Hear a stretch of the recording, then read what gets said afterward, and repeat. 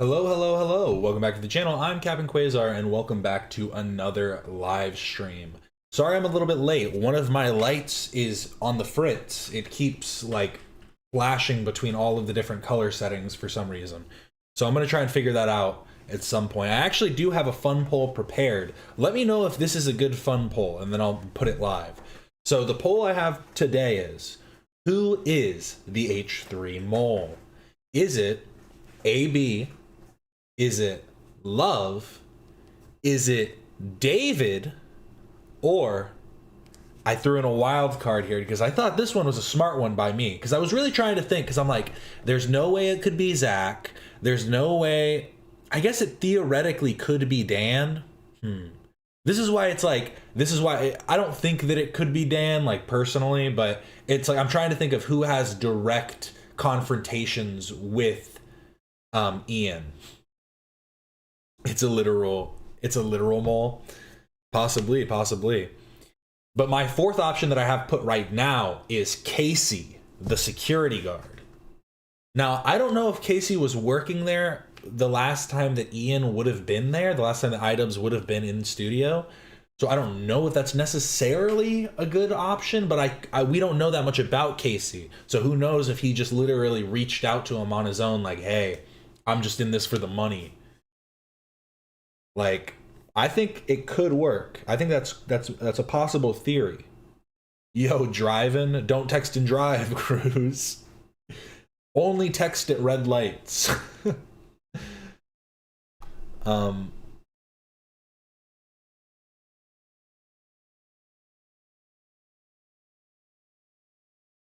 It's a literal mole. They released it in with a mini cam. Oh, that's possible too.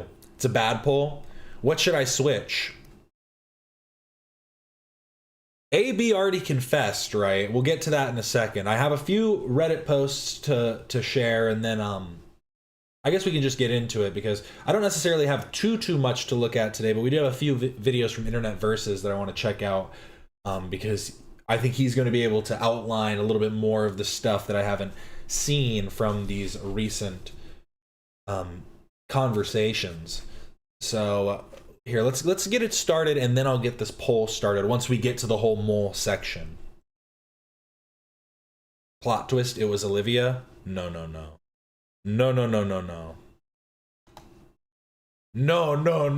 please! No! Okay, but yes. We got this one real quick. So this was from Super Nifty.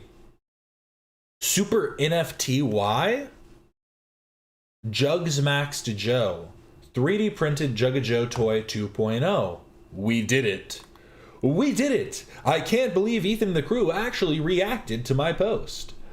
As a longtime fan, this was so surreal, and they were so nice too.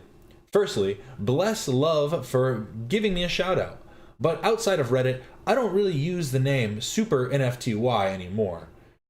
Instead, it's Super Prince everywhere if you want to find me. My biggest platforms are Instagram and Patreon. When Ela and Tamara said the jugs weren't big enough, I just knew I had to make a version 2.0. I was so excited I couldn't sleep that night. So I just put on my VR headset and Juggsmaxxed this brand new version. It's free to download on Maker World. I added a new profile for this version.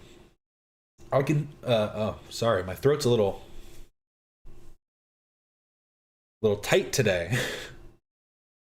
I configured the 3MF file to fit Love's printer, the X1C. If you decide to print it, make sure to print multiple at once to minimize waste and print time. I recommend a 0.12 millimeter layer height, no supports, and slowed down print speed on overhangs.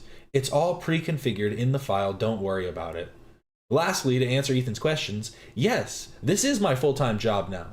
I was fortunate enough to find some success in Patreon. I release one 3D printable toy every week, mostly D&D minis. I love sculpting in VR because it's super fast and super fun. The app is called Gravity Sketch. If the crew ever wants me to sculpt a toy version of anything, please reach out. No charge. Working with y'all would be a dream come true. P.S. Copyright free music this time. Thank you. Thank you. That's a big up for me. Let's do this. The jugs need to be popping. The tits are too modest. The jugs are not big enough.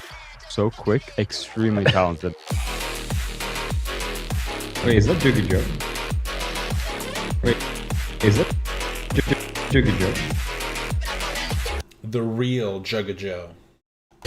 Hey guys, I'm Sander, the artist behind Super Prince, and I was so honored to be featured on the pod. I hope I was able to satisfy Ela and Tamara's demand for bigger jugs. Popping. I've been a fan of Ethan and Ela since the YouTube prankster days, so it was truly a surreal experience seeing them react to something I created. Is it a hobby, or is he making money from that? So I've been fortunate enough to have found some success on Patreon, and I do this full time. It would have been funny if during this section right here, you're just like, I actually do this completely for free while just outlining some boobs. Loving this, man. Great idea to make waiting room. Hope they will acknowledge you soon. Oh, I really appreciate that. Thank you. On Patreon, and I do this full time. I create one toy every week, and I release them to my patrons. It's most... Oh, these are really cool. See, what I've learned, or I guess heard, I don't know too much about 3D printing, is that most of the time, regardless of like the detail and quality, you'll need like a light sanding just to make sure everything's really smooth.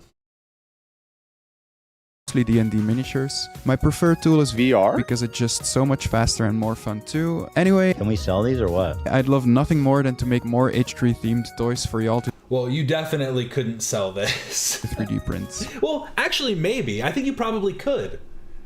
With the boobs, I think so. Because I think at that point, it would be considered parody. Peace and love from Belgium. Because it'd be like, can't remember his name right now. Oh, God. Oh.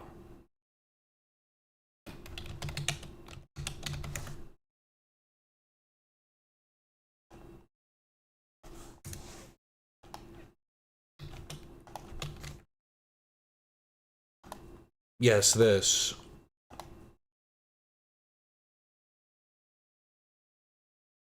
Yes, the supersized toy. Who made it, though? My God, this is gonna make me mad.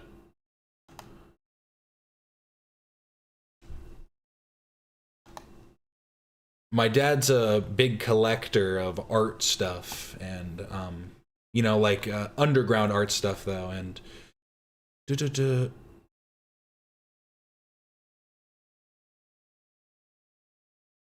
What? I'm trying to find the original. Because it's these, for anyone that knows what this is. It's the supersize, these figures. I'm trying to remember what the artist's name is. This is going to kind of irritate me.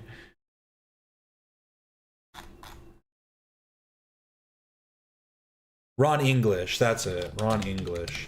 I'm pretty sure I follow him on Instagram. Yes, I do. Ron English. Because he does a lot of the, like a lot of his stuff was parody. Like parody figures. This is newer stuff. Yeah, but see, like something like this.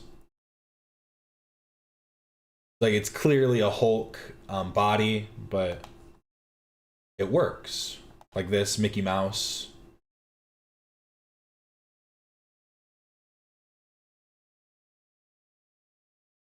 Is that Juggsmaxxed Joe? They're all Juggsmaxxed Joe. See, every time they bring up Juggsmaxxed Joe, and then especially with this, all I can think about is the Pot of Greed meme. Who remembers this? I summon Pot of Greed to draw 3 additional cards from my deck! That's not what it does. Roll my dice! That is what it does! Pot of Greed! Draw 3. I summon Pot of Greed to draw 3 additional cards from my deck! And I summon Pot of Greed to draw 3 additional cards from my deck! Then I play Magic Force, which allows me to play Pot of Greed once again to draw 3 additional cards from my deck! You know, he's right. And I attack and I win, right? No! You don't have any... Well, you don't have any monsters, and my Oh, he's supposed to monsters be here. have- What? Oh, you got the Celtic Guardian. My numbers turn. are I bigger. summon Dark Magician. I also summon Jack's Knight. What? How? You can't What are you summon a bunch doing? of cards on one turn. It's against the rules. You never saw this coming. I summon Pot of Greed to draw 3 additional cards from my deck. That's not what it does. It doesn't That do is that. what it does. It doesn't. That's what it do, Yugi. Pot of Greed does allow you to draw 3 additional cards from your deck at any time during your, like, obviously during your turn, but with no restrictions. So you could just endlessly, if you have Pot of Greed, you could do 1 Pot of Greed. I think it's actually allows you to add 2 cards from your deck. So you put 1 Pot of Greed down, then you can put down 1 attack card, another Pot of Greed, another attack card, another Pot of Greed, another attack card, and then another attack card if you want. Really just lay it out. But that card has been banned from legitimate Yu-Gi-Oh competitions at this point. The show is worse. They play whatever is perfect for the situation. Well, yeah, Yugi has to win. Yes, Yu-Gi-Oh.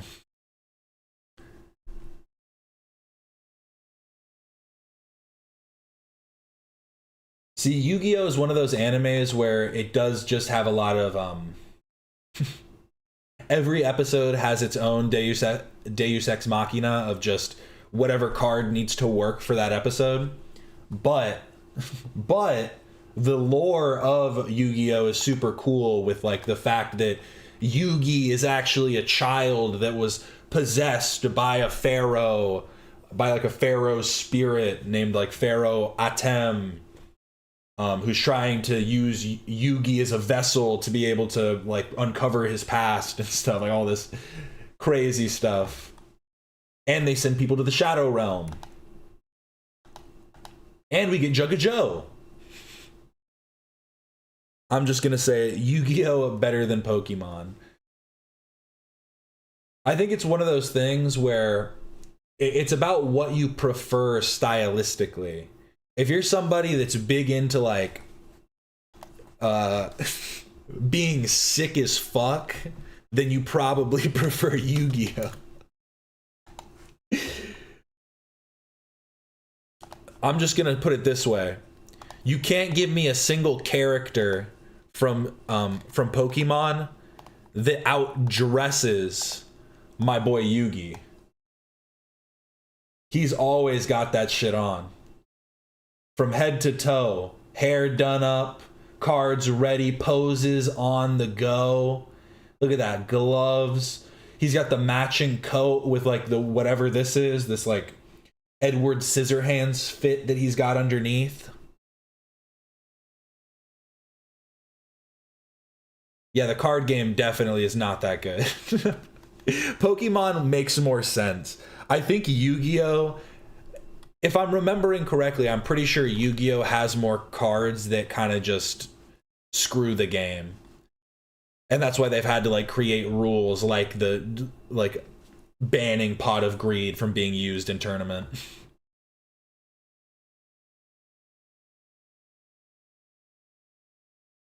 Oh wait, and now they're even implementing other mechanics that just make it even faster. Dumb.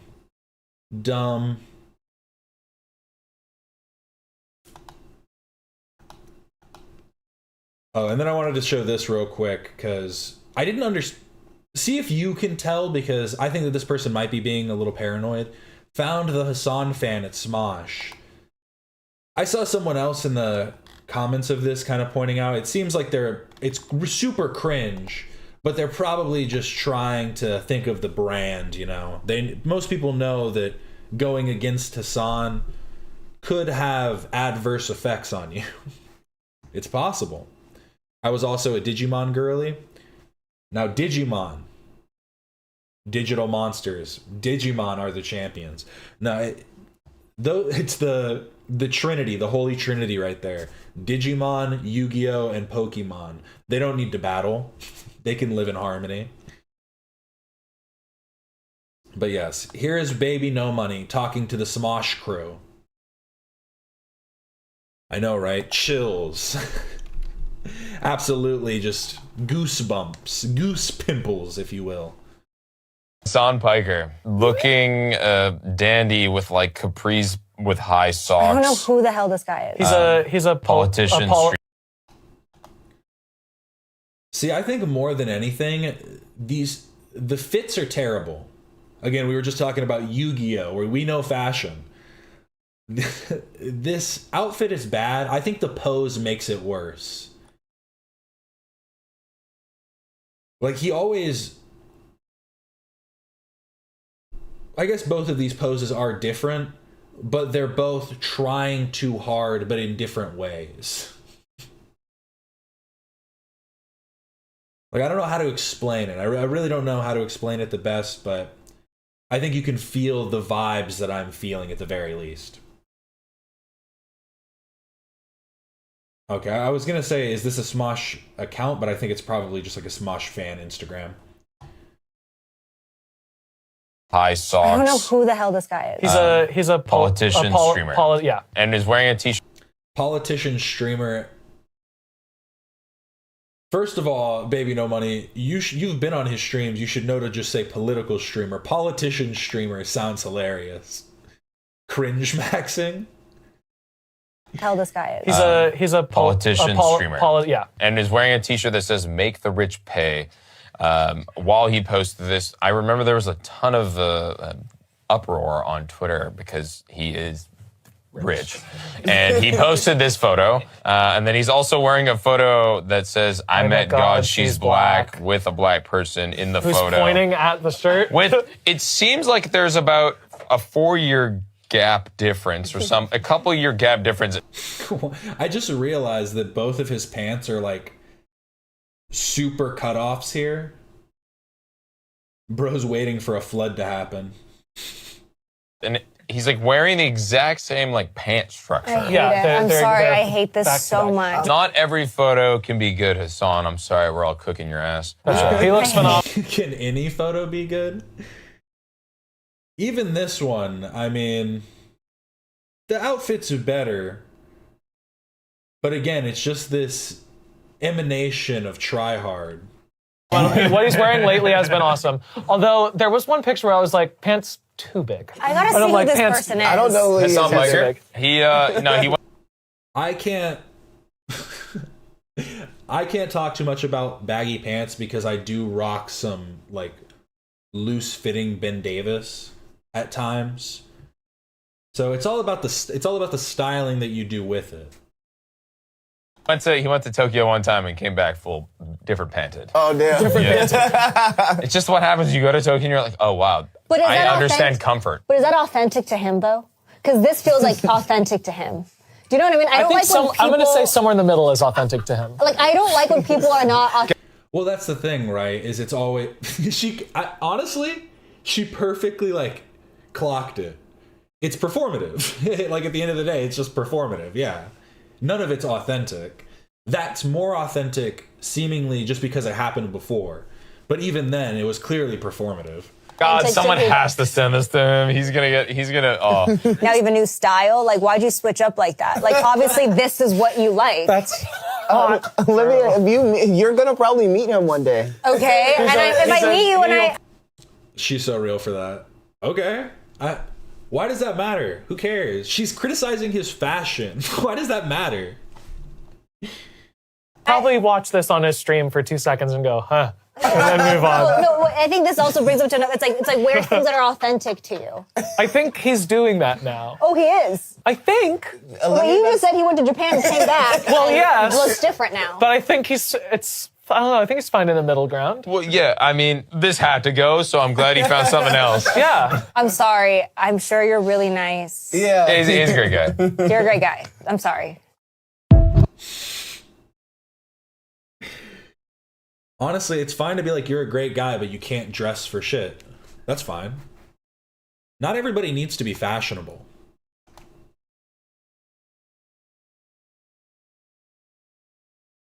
Yeah, she's the only one not shitting about offending him.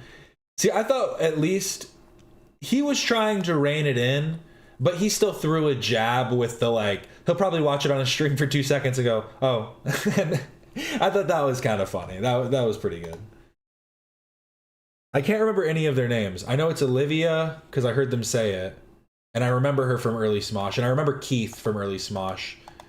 But I forget his name. I actually do be watching Smosh. Producaton stays undefeated. Code level red here at the studio. No one comes in or out of it. No, sorry. Was trying to put a voice on it, completely fucked up reading it. Okay, restart. Get back into it. Get back into it. Okay, whew. No one comes in or out of here until we find the fucking rat who's been leaking secrets on how to become the world's #1 podcast. Traitors! Praying to God it's AB. Been suspect of him since day one. And this was in reply to Yeet, who posted, I'm sure we've all heard the news that iDubbbz is claiming that there is a mole. iDubbbz says there is a mole inside the H3 podcast. He said, there is a mole inside the harassment podcast. I will not share what mole is moling, but we do have some insider information. But things are developing. Let's put it that way. I will share with you at a later date.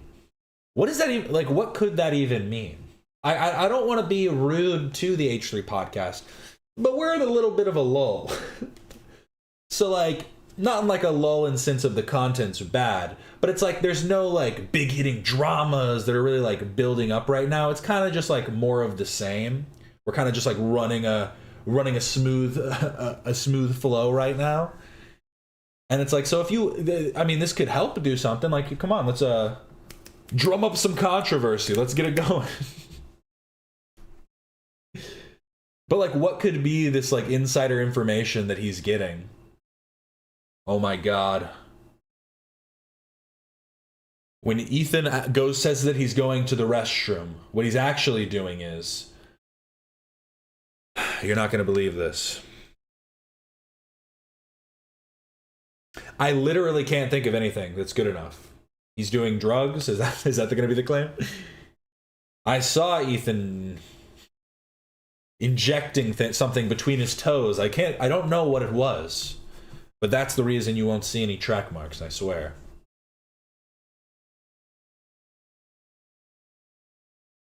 There's a longer clip where Ian claims someone is going to leave.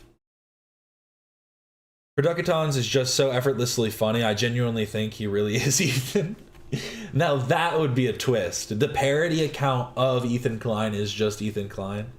Imagine that's the next hire.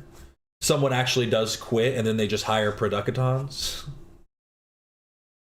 I mean, that could be interesting if someone quit, but again, like, what would the drama be there? Like, legitimately. Like, I guess I would be interested to hear what it is, but I would also find it quite pathetic that their platform to out this issue that they had with their job would be on iDubbbz stream or through iDubbbz stream.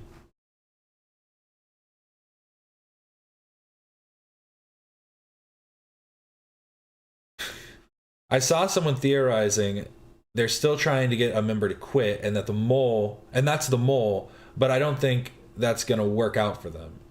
I've been playing Pokemon Leaf Green and have a Poke Rap I memorized as a kid stuck in my head. Hey. I think that's what's going on with iDubbbz every day is he just has some kind, he has like, do you like waffles? Yeah, I like waffles. Do you like pancakes? Yeah, I like he has that playing in his head 24/7. And that's why it's hard for him to like think, you know? But then AB decided to out himself. The mole ousted himself. Don't read that too fast. It's me. I'm also in the Illuminati. Oh no, AB. You shouldn't be telling. You shouldn't be letting people know. But so now I have the poll ready. Should I put it up? And what do you guys think of the poll? Should I switch any of these out? Who is the H3 mole?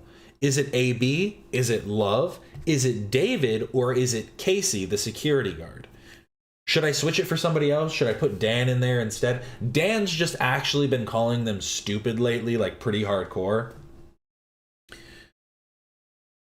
And so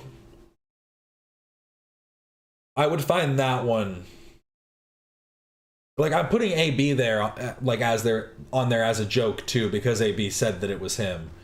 I don't see it being AB. I couldn't see it being really anyone. We know the least about David and Casey, so that's why they seem at least plausible.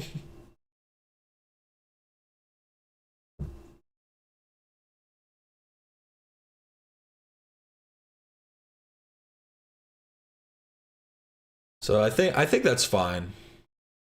AB, Love, David, or Casey, the security guard. Who is the H3 mole? Let's start the poll.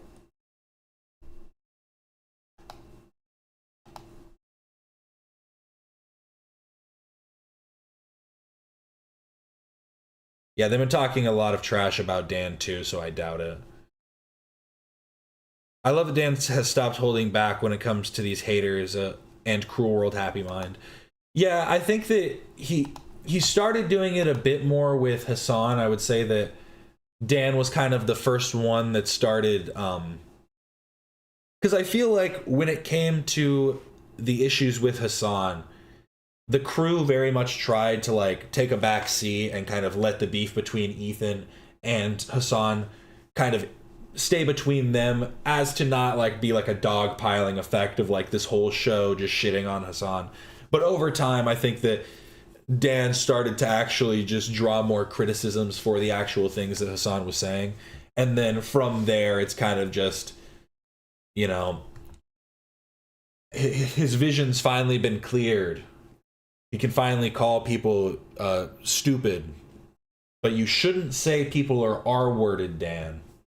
Even when you just say R-worded, because that's just the same thing. Again, self-censoring, it doesn't stop it. You can't be like, oh, that person is slur letter. Doesn't work.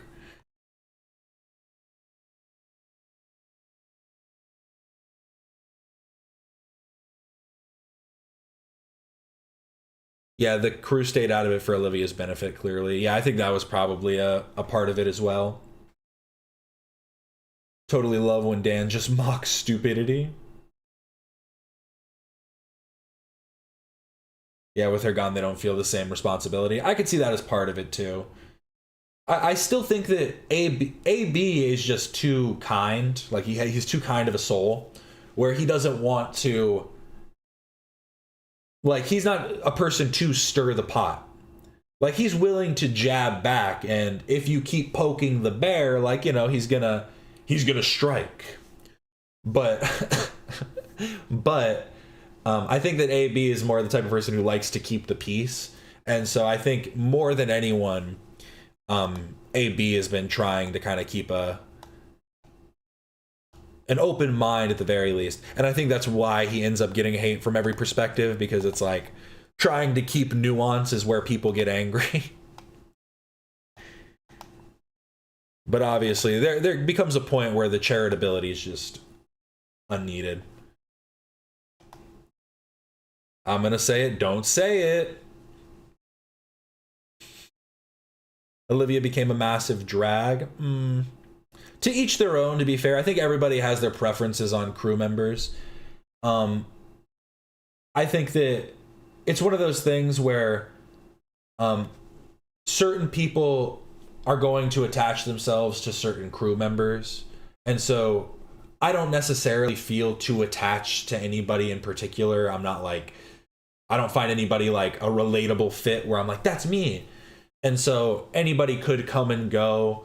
And with Ethan as like the host, it kind of works. I think the show would shift quite a bit if Dan was gone. Like, Dan has become almost like kind of a bit of a co-host at times.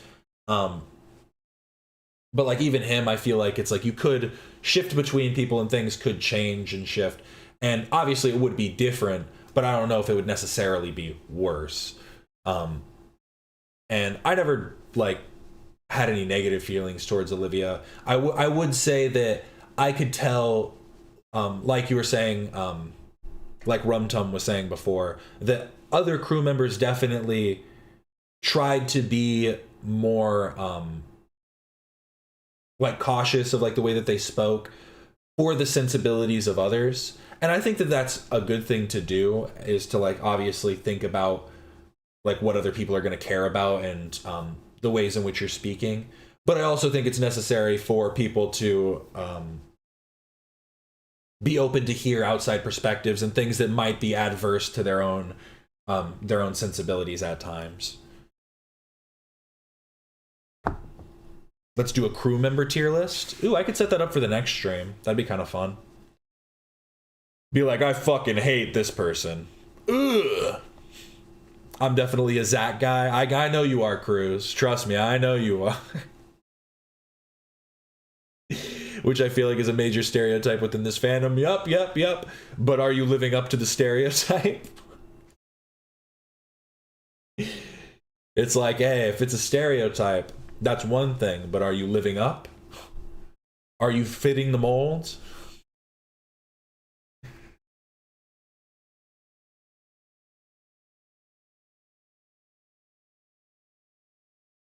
Yeah, they were very protective of her, which is understandable, but at times it was a detriment to what was going on. Yeah, I think that's like that's a fair way to put it. Yeah, because it's not like they were trying to like baby her or anything, but it's like obviously with anybody you're gonna try, and especially with people that are more sensitive, you're going to want to make sure that they're not being kind of like walked on and stuff like that. Oh, Tom Ward. I should have added Tom to the list. Tom would have been a good addition to this poll too. It's pretty split right now. So people think it could be AB, it could be Love. David's the smallest portion. People think David really hates iDubbbz. And people think it could be Casey as well. So that's interesting. We'll see how that goes up. But here, let's start getting into this. This first one we're going to check out is Internet versus Hasan's Rejections. And so this was about the John Carricow thing, and so I wanted to check that out briefly. I don't know if we'll see all of the reactions here. Like, I don't know if I care about IShowSpeed's reaction. But then we're going to look at the Internet versus Anisa Johma and Harley Morenstein. So I think that'll be interesting to see. Again, I think that I get to look at some of these, but trying to hunt down all of these different like parts of these interactions is difficult at times, and it's good when people can consolidate it into a little video. So let's check this out. Let's start with this one. Internet versus Hasan's rejection. Hasan has had some clips go viral online where he's talking about collabs he wants to set up. However, some users and even creators have tried to push back and block these collaborations from happening. He attempted to reach out to John Kiriakou, also known as the... Oh, I've been saying his name really wrong. Kiriakou? Okay. CIA guy online who speaks about his various stories when he worked at the CIA. However, a VTuber, Pipkin, intercepted and warned him not to show up on Hasan's podcast. Additionally, Hasan talked about IShowSpeed and wanting to bring Speed to Cuba to do a stream there, and he apparently hasn't heard back, causing criticism to be levied at him online, with people like XQC saying that he's attempting to politicize Speed's content, with the point of Hasan's trip to be showing the result of American policies on Cuba as a country. There's lots to get into, so let's just jump in. Welcome to the Internet versus Hasan's Rejections. It starts when Yi tweets out this clip with the caption, Hasan finds out John Kiriakou rejected his collab. As I saw recently that Hasan about to go to Cuba and be like, do you guys miss Castro? What's up? Just thought I'd ask. What's the issue?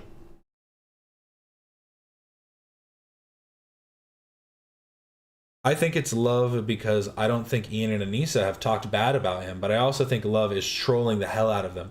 That could be some, ooh, that would be so sweet. Love just the ultimate troll. He's trolling the internet as Fat Love, and then he's trolling iDubbbz and Anisa. That could be so sweet. I would love to see that. This guy's cadence is Sunny V2-esque. It's the video essay talk. It's how you have to speak. John's going on Hasan Piker's stream. It's Sunny V2-esque? What, you mean Australian? Or is Sunny V2 from New Zealand? I don't know. A lot of his rhetoric is anti-American. His community is also extremely toxic, especially to the left. Curious as to why you're associating with that. I'm not going on Hasan Piker. Wait, what? Hasan Piker reached out. Okay. He said he is. I don't know why he's like now saying he's not. And I said, no, thank you. I've got nothing scheduled with him. Blaytech. Wait, what? I view Internet Versus as a robot. I feel like that's how he tries to position himself. Like in all the videos, he does pull from some interesting sources at times. Like he does use a lot of snark Reddits to get like, you know, the dissenting opinion type of thing. And I don't necessarily know how I feel about that as being the main like dissenting opinion that you pull from. But the presentation, I think, is to try and be like, hey, I'm just reporting the news. Is this cruel world happy mind coded? I don't know. I don't understand. His team or himself actually literally said that they would do it in April. It's very surprising. But I mean, it is what it is. That is a strange response. I'll be honest. I don't know why he reacted that way. Leak the receipts. I'm not the one doing the communications. I'll look back at. It feels so good to watch big people reject Hasan because he's so used to getting his way and now he's told no, so his rich kid crash out won't work. Thank you for the $5. Yeah, I think that it's nice to see different people. Like, I just don't understand, like we saw in that Smosh clip, why people find it so necessary to defend Hasan like so vehemently, like with like for the most innocuous stuff too, like his fashion. Who cares? Like even his fan base, like you guys doing that, it's pathetic. Like someone being like, oh, Ethan Klein, like doing like saying that stuff about Ethan.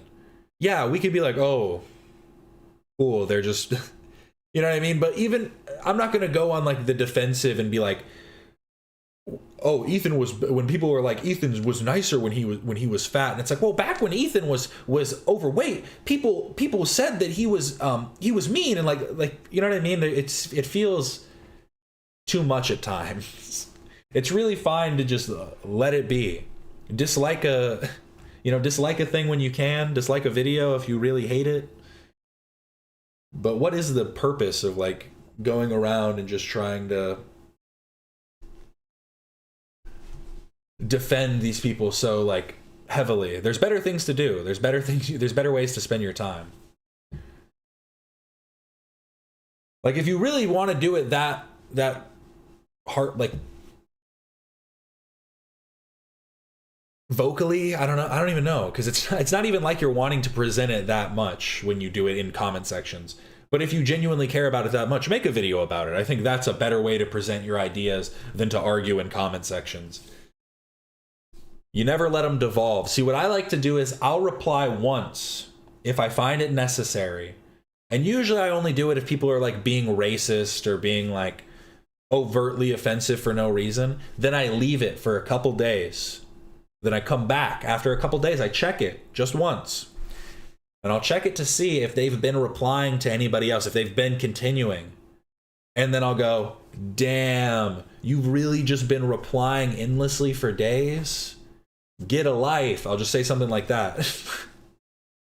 It works every time. Every single time, I'm telling you. At the talks, but guess what? Chicken butt. I'll take a bonk for that one. That was my bad.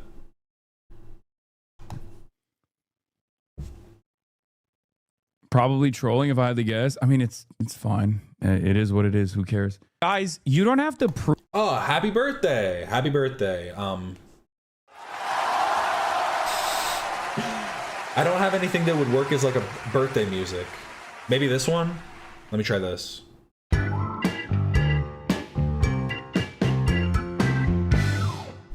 There you go. A little something.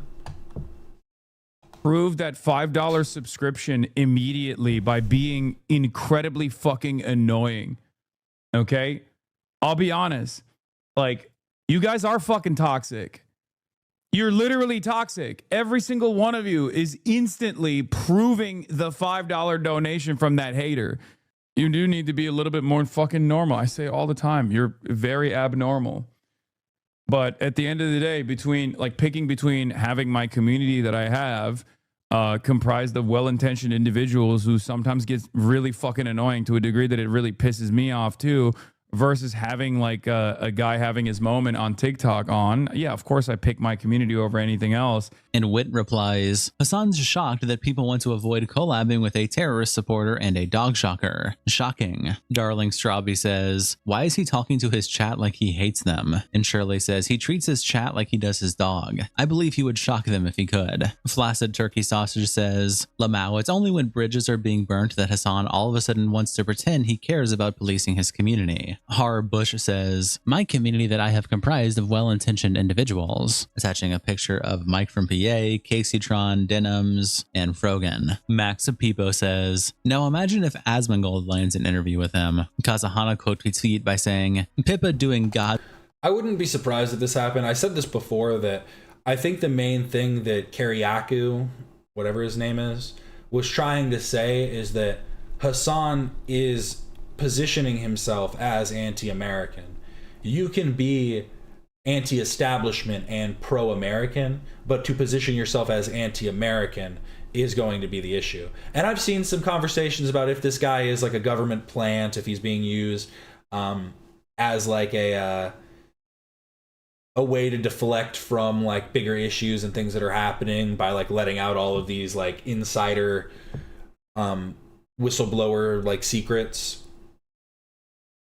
And I think that's possible too. And him going on Tucker Carlson as well is like a bit iffy.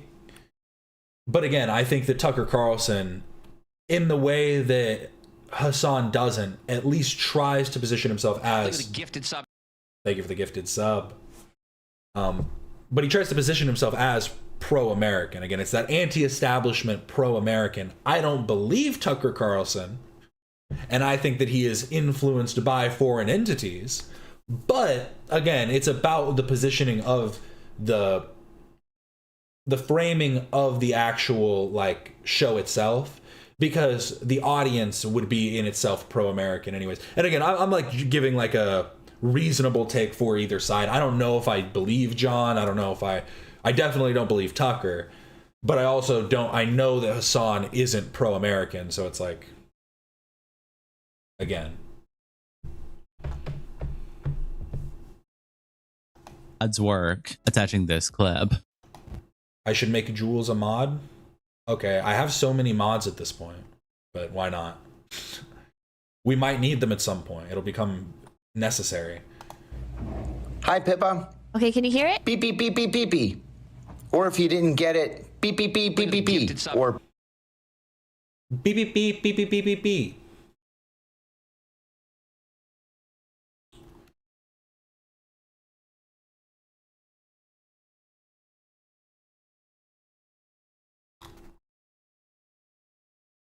Wait one sec. Okay. Beep, beep, beep, beep, beep, beep. Yes, okay. Hey, thanks for the heads up on HP. I appreciate it. I needed it, and I will take care of it. So, I asked him not to collab with Hasan Piker. He's going on Hasan's stream. I forget what exactly I wrote. Somebody can bring up the vibe, but I requested this false playing Overwatch, and there was only like 2 requests left, so I like very quickly wrote something, and I was like, by the way, please don't collab with Hasan. Time to even say something. Tell you the truth, the last 3 weeks I've been winging it. So I'm very grateful for the helping hand. All right, all the best. Thanks for reaching out. Bye-bye. Yay!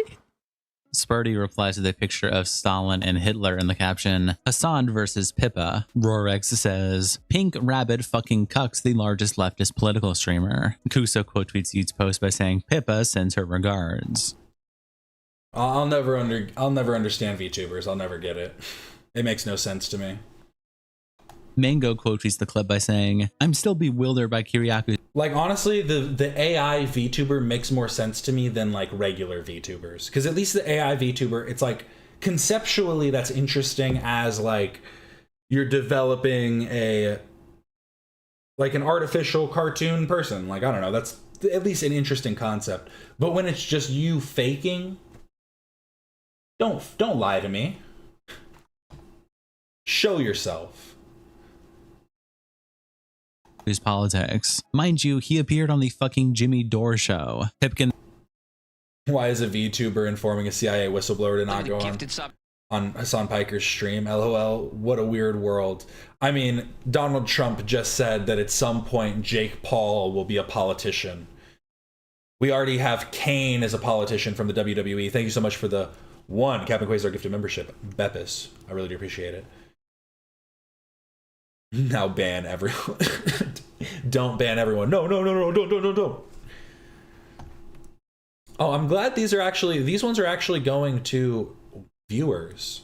I feel like recently when you guys have gifted memberships, sometimes they don't always go to regular watchers. So I'm glad these are going to Corgis and Boba. That person, I think I remember them in chat at some point. Ethan is the mole. Ethan messaged them on Instagram as Georgie.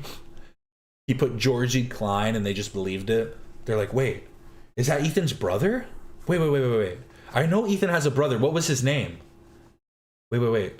His name was Georgie? Wait, why is that name in my head? Georgie. I think that's Ethan's brother. It's just something like that. And then tweets out a edit of John. There's copyrighted music, but yeah, it's an edit. And she captures it by saying, "John Kiriakou, my beloved." And Dark quote tweets Pipkin's post with this clip of Hasan in the caption. Hasan reacts to finding out about Pippa, copes by dismissing it as not a sincere request. Your interview with John was canceled because a VTuber told him not to. There's a video of it. Which VTuber? It's probably someone taking credit for it. It was Pippa. Who is Pippa? Pippin Pika, I believe. Who the fuck is that? Hi, Pippa. You know, usually I'd go like, Hasan, you know who that is. Don't lie to me. I don't know who that is, so fair point. I'll give it to him here. Who? Okay, can you hear it? Beep, beep, beep, beep, beep, beep. Or if you didn't get it, beep, beep, beep, beep, beep, beep. That's just a cameo. That doesn't actually... Asmongold Orbiter. Beep beep beep beep beep beep beep beep beep beep beep beep beep beep beep. No, this is a cameo, guys. Are you fucking stupid enough to believe that this was like a sincere request? This is this is Peppa Pig. This is Peppa Pig speaking to Daddy Pig. People are... I don't think that's the case. Or beep beep beep beep beep beep. Yes. Okay. Hey, thanks for the heads up on HP. I appreciate it. I needed it, and I will take care of it. So, I asked him not to collab with Hasan Piker. He's going on Hasan's stream. Are people that I forget stupid? what exactly I wrote. Somebody can bring up the vibe, but Zach said he's going to go on Twitter and DM John yesterday for an interview to get one up on you. No, she was on call with him. This is a cameo, guys. Yeah, it says cameo. They might have had a call together, but this literally says cameo right there now. It's very low quality, but I'm pretty sure it says cameo. I mean, maybe she actually did a call with him or something, but also none of this matters. Like, who gives a fuck if I can't fucking interview John Kiriakou? Who cares? requested this while playing Overwatch, and there was only like 2 requests left, so I like very quickly wrote something, and I was like, by the way, please don't collab with Hasan. Time to even say something. Tell you the truth, the last 3 weeks I've been... After the first round of Nux stuff, I don't trust VTubers at all. They can't be trusted. We've got to keep them on. We've got to keep high alerts at all time. Every time a VTuber's mentioned, you go, what? Who? Winging it. So, I'm very grateful for the helping hand. You always, when you hear a new VTuber, you look up their name, allegations, and that's what you have to look up first. All right, all the best. Thanks for reaching out. Bye.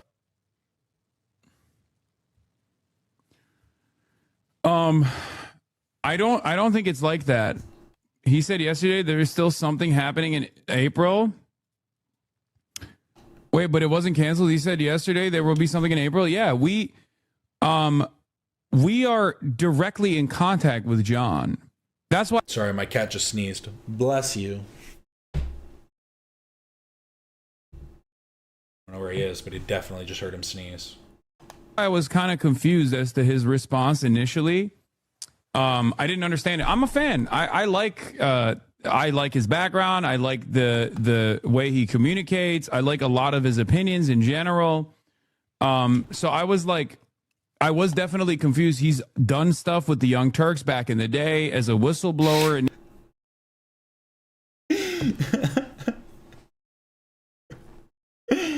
I looked up Pippa Pickin, whatever it is, Pipkin Pippa allegations, and this was the first post. Recently heard about some not so pleasant things about Pipkin Pippa and unsure if they're true. Amongst all the stuff going on with Doki, at one point I heard mentions of a VTuber I'd never heard of before, Pippa. And upon Googling her, a little down the page, there's some Reddit posts and videos saying she's racist or something. But I'm not sure if there's any truth to it, and figured this would be the best place to verify it. Isn't there like a whole thing about like a lot of, I don't know if it's a lot, but there being quite a few VTubers that are racist for some reason? But I was about to say bless you to me, excuse me. Oh, it threw me off. That was a big one. It was, my cat made me, he gave me his sneeze. It's like a yawn. I've also heard these accusations. I've watched a fair amount of Pippa, but I have heard that some VTubers are racist for some reason. Maybe that's the benefit of hiding your face. You can just say whatever you want, right? Be as racist as you want to be. I don't know if that's true. Some people were saying that they've heard the allegations, but they don't know if it's true either. But hey, all I did was just Google their name and allegations. That was it. Nothing more, nothing less. Initially, and I think these guys they get off on trying to like secure these kinds of like weird victories for themselves. But I think they're just doing clout goblin shit for the most part, and that's it. I don't know why people are so, I guess they're so excited at the prospect of like fucking up an interview, but like I interview people all the time, right?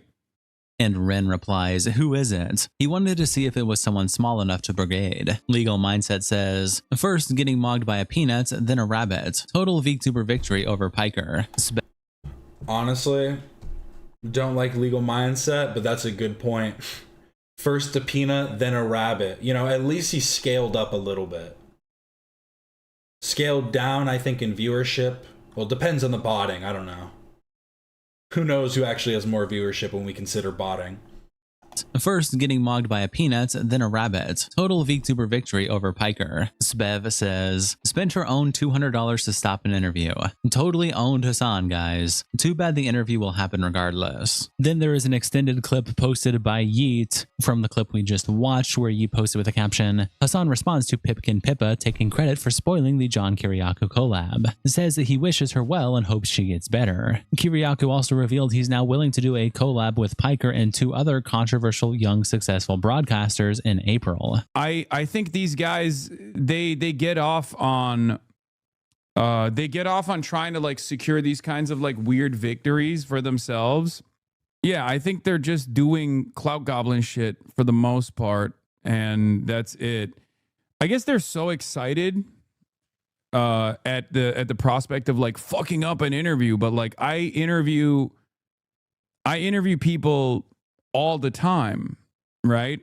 So for me, if I wasn't capable of like interviewing this person, really interesting how people out in the comments feel so happy, but the dude already flipped on it just today. Thanks for the $9.99. John, you should continue. You should reconsider doing Hasan Piker's show. your Hasan Pikers, your audiences overlap more than people think, especially on U.S. foreign policy, propaganda, censorship, and corruption. Why not do it? I have an idea about Hasan Piker and his show, as well as two other kind of controversial, young, successful broadcasters. I have an idea, and we may do something all together in April. Okay. Hint, hint. Desert Fox. Andre Wahasset. Yeah, I don't. Brother, you interview actual political figures. They interview and stream with pedophile worries. It doesn't matter. They have big audiences. I mean, to be fair, I wouldn't care if you talk to him. It's not like a big deal where I'm like, no, don't talk to. Like I said, I don't even know if this guy's a legitimate.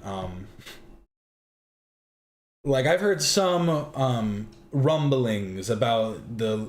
You know, I don't deny him being a type of whistleblower, but again, it's about if that was,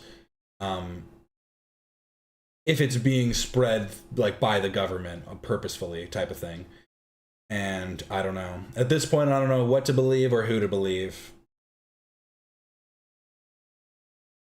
This jacket makes his head look teeny tiny. Oh no. What are you talking about?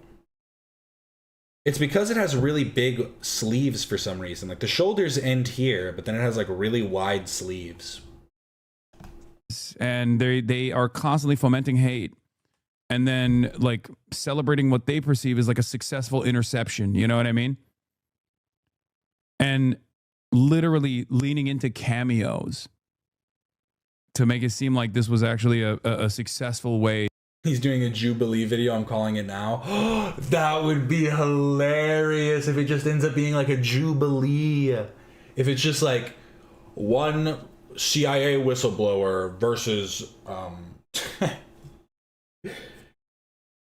10 fact-finding journalists.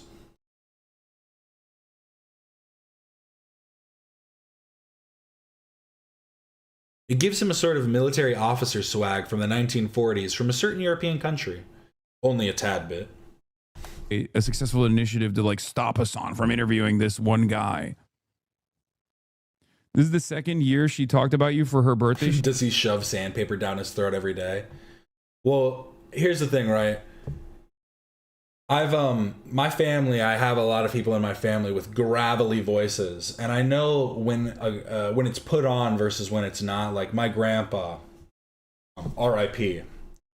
He, I swear, it kind of sounded like this, just a little bit. Like it wasn't that deep, but it was that gravelly. I don't even know how to do it slightly like higher, but that gravelly. Jubilee, I feel like could be it. Hasan smokes. You think he's a Reds kind of guy or what?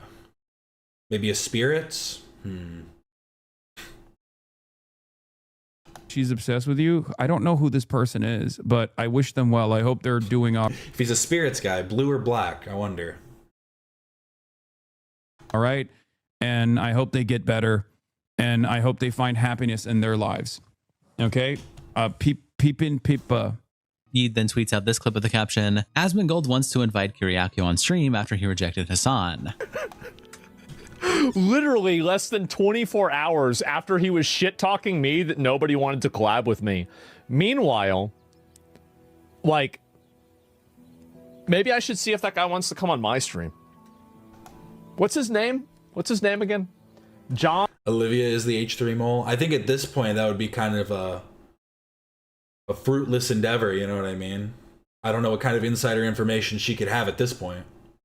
Maybe previous stuff, but I mean, nothing that's like new or developing. But possibly. You never know. On Kiriakio. Let me pull him up on Twitter. Let's see if he's got Twitter. I'm gonna DM him. Maybe I'll bring him on my stream. Okay. Is this him? This must be him. I can DM him.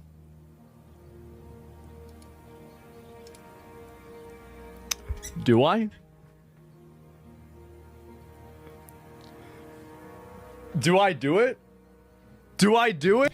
Is he playing a game and just has like the audio playing in the background, or did he play this music specifically? Because just sitting here being like, I mean, like, I don't even really like collabing, but I don't think I have anything that I need something more heavy. I don't have a heavy song, I don't think. I forget what these top ones are. Let me see. Oh yeah, that's what that was. I forgot I had this Harley soundbite. Kiss on my lips. Who remembers what that's from? Kiss on my lips.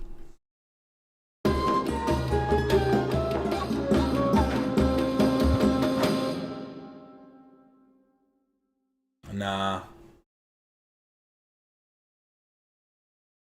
I guess maybe hit one of these.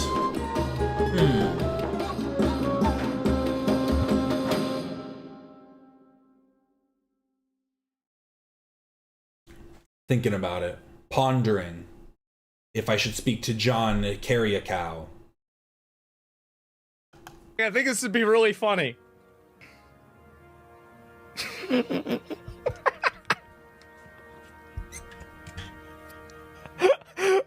could do it. Wait for a week. It looks opportunistic. Because it is. What do you mean? Oh, it looks opportunistic. Yeah, because it fucking is. What are you talking about? Imagine the views. Okay, that's a great point. Let me, all right, I'm gonna DM him off camera. Give me a second. Let me see. Actually, I'll do it. Let me do it off stream so I have time to, like, you know, prepare a message mentally. You know what? I could see if he wants to come on my podcast too. Do you think Asman used ChatGPT to send John the message? How much you want to bet? You know, Rich. Put that on one of those gambling sites that let you gamble over, like, what am I gonna do? A peanut butter and jelly or a ham and cheese for lunch today? Don't get on those actual apps. Those that has to just be a scam. I don't care if they actually are real or not. Don't go gamble on. Will Jake Paul become the next president? And I are doing all craft today, and that's not till tonight. Don't worry about it. But like whenever I do, maybe I'll talk to him about this because we're trying to get some other guys on the show too, and that'd be fucking funny. And Walkler says, John Kiriakou would literally despise Asmongold. Thon Tran says, John has the opposite view of this war compared to Asmon. I don't think he'll agree to come on the show. And so Shiki says, adults can talk to each other even though they disagree on something. Then for the second part of the story, Clipped Season posts this clip with the caption, Hasan Abi invited Aisha Speed to go to Cuba to provide aid, but Speed didn't respond. You can just go to Cuba. Like even right now, you could just go to fucking Cuba. Okay? And people don't even know that. Invite Aisha Speed, genuinely, I asked, he did not respond. It would have been great. And RC replies, why does Hasan want to force a friendship so bad? Speed don't care about you. Well, it's because Speed's the biggest streamer right now. And he's the biggest streamer on a separate platform. So if Hasan, he wanted to make the transition over to YouTube, and then it didn't seem like a fruitful endeavor. I said fruitless endeavor earlier. I need to think of other... I need to think of other imagery, but it clearly didn't seem like it was going to be worth his while, so he decided to not dual stream. But I feel like this is probably like kind of an avenue he seems to be able to more effectively move over to a YouTube audience. Because, right, Speed streams on YouTube, right?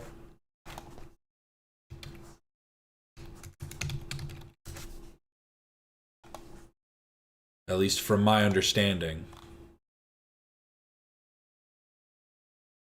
Yep, he's just been playing The Walking Dead.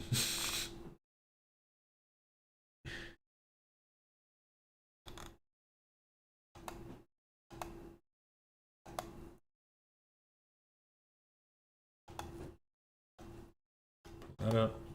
Kira won't miss quotes the clip by saying, why the fuck would Aisha Speed collab with someone who electrocuted their dog on stream? Joe Longballs quotes the clip by saying, 20-year-old doesn't want to hang out with a 36-year-old on his day off. Nizzy quotes the clip by saying, when Speed was cancelled, nobody was there advocating for him. He was forced to build an audience outside of the streamer community. Now that the roles have reversed, Hasan is looking to use Speed for PR and viewership. Speed is smart for not associating with him. Yura quotes Hasan with this picture of a skeleton You know what I just realized? Like, I was thinking about it. Hasan wants to go to Cuba with like IShowSpeed to kind of be like, see, I'm this cool guy. I'm like you. We do similar stuff.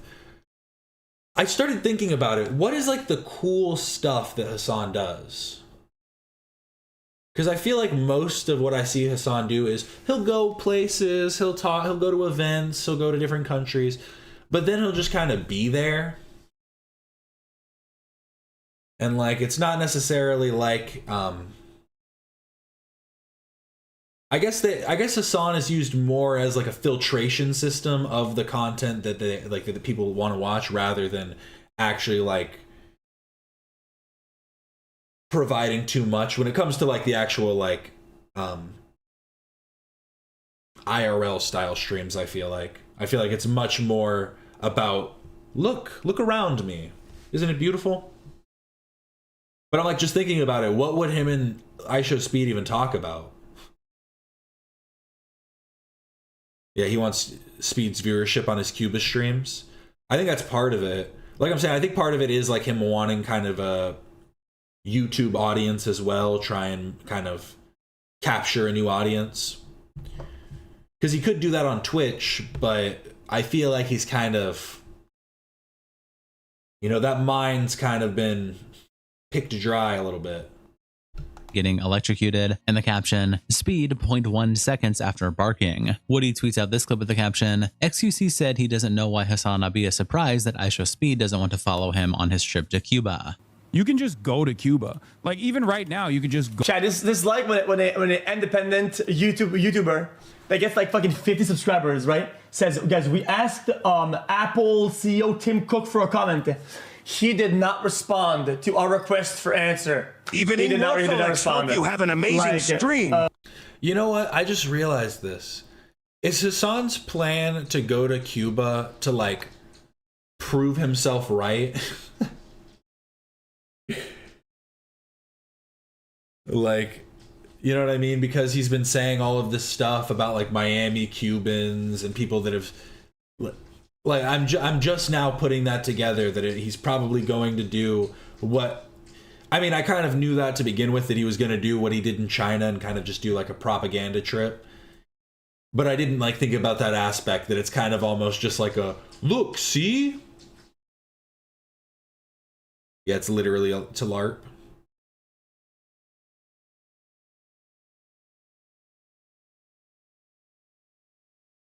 Okay. Much Lou B. I mean, sure. And Sam replies, XQC acting like he isn't the 50 sub guy when he collabs with Mr. Beast. He's completely washed out. Hasan, top 4 most subbed Twitch streamer. XQC, 14th. Mike says, how deeply uneducated do you have to be to think this is a Twitch collab? The CNN is going to be there. And Tom Smith replies, XQC didn't even say the word collab in the clip or the Twitch VOD. Glad you educated yourself before commenting. Urko Man says, this do-nothing chirper should stick to promoting pedophiles because holy shit, he cannot talk about any real-world issue with an modicum of empathy. This devolved really quick. What's going on?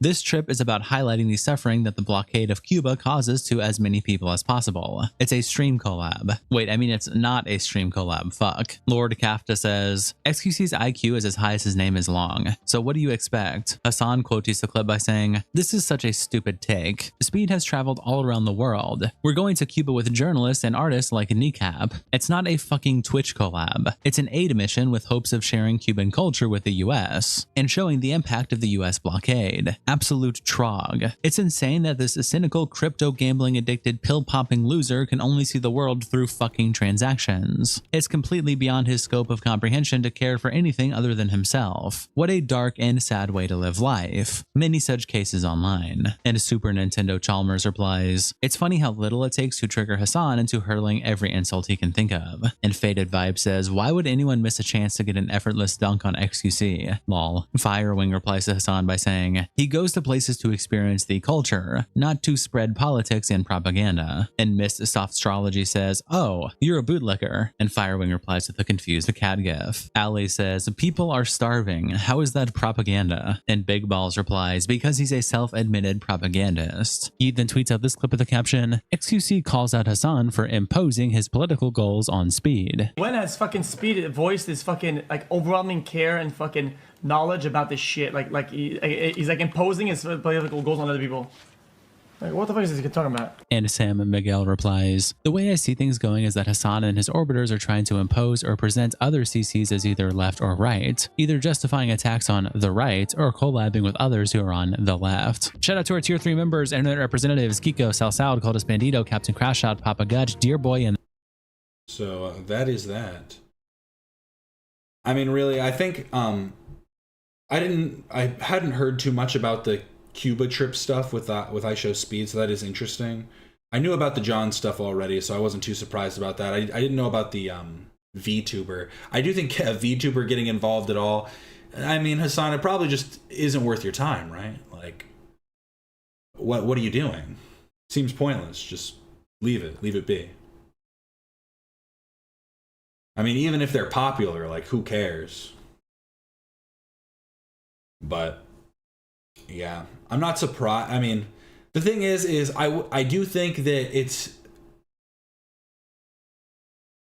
is annoying when people do try and dunk so heavily on Hasan because he's able to get this kind of like, he's able to like kind of snap back quickly when things then go in his favor. You know what I mean? So it's like, it's better to just kind of let things stew rather than try and stir the pot yourself. But that's just my opinion, you know. That's one idiot's opinion, so take it or more than likely leave it. But this is Internet versus Anisa, Johma, and Harley Morenstein. So let's check this out. Be happy for any... Sorry, I think I was getting a call. No. Messages, it's fine. Anisa Johma has gotten into a back and forth with Harley Morenstein, the creator of Epic Mealtime, after she brought up an old interaction between Harley and Ethan of the H3 podcast, where a couple years back she claimed, "Yo, that was pretty epic." I like the song you had in the beginning. Sorry, I want to check out what other music I have on here.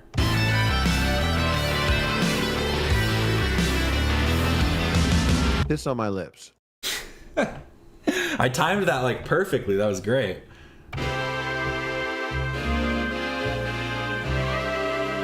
Piss on my lips.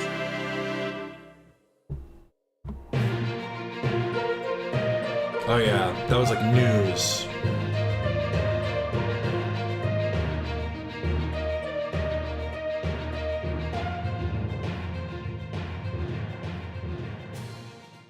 Anisa Joe Mama. Moving on.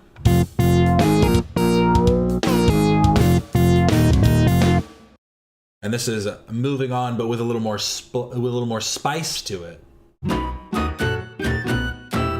little more flair. But moving on.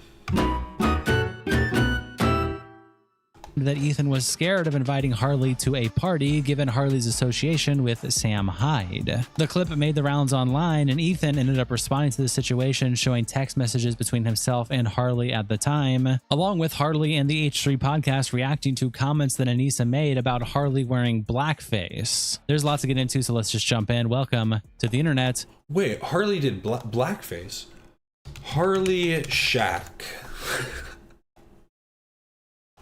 What? What? The only reason I find this so funny is that if you look up Harley Shack, you get pictures of Shaq riding a Harley, like riding a big motorcycle, but then the first image is this. And it's Harley posting it being like, I'm sorry. This is my apology. So this is a costume from 2002.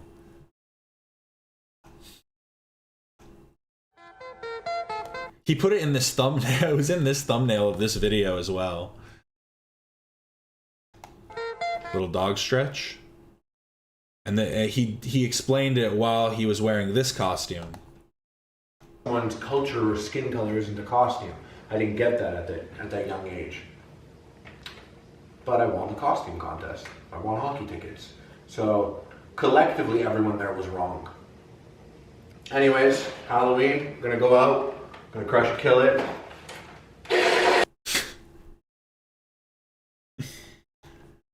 know, it's a good point. It's a good point. Black-bodied. I didn't even just blackface, I black-bodied. I like did my whole body, and I wore like a whole Lakers uniform and everything, and a bald cap. So I thought, I'm like, oh, I'll go with Shaq. I have a jersey, I'll buy brown paint and a bald cap, and it'll be a sick costume. And I did that, and it was fucked up, because I didn't know that it was like not the right thing to do, that like... It's just like...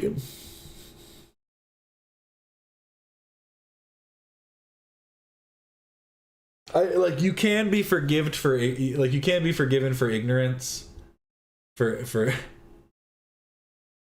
I'm sorry, my brain's fried just from that. Just thinking, I didn't know any better. Come on, come on, Harley. It's the same thing with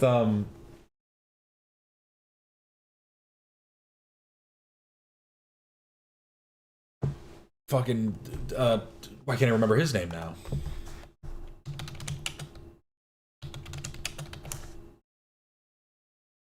Yeah, Trudeau. Couldn't I think of Trudeau's name? My God. I've talked about Trudeau's blackface a lot of times too.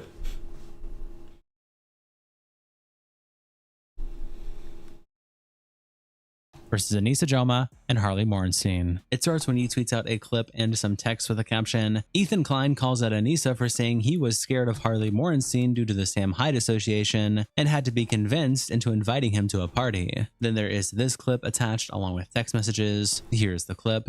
Harley wanted to come? Epic bacon blackface or whatever Ian calls him? Yeah, Harley's 40 years old. He turned 40 last July. Harley? He wanted to. So at the time, he would have been, so it would have been 21, yeah, or 20. Sorry, he would have been. Wait, what?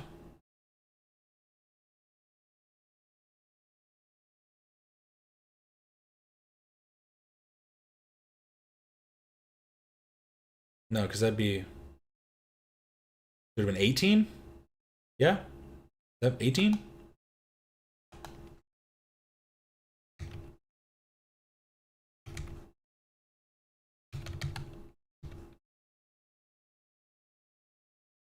You're 17. He would have been 17 or 18 at the time, if it was in 2002. Yeah, he was like 17. 17 or 18, I think, is what he would have been.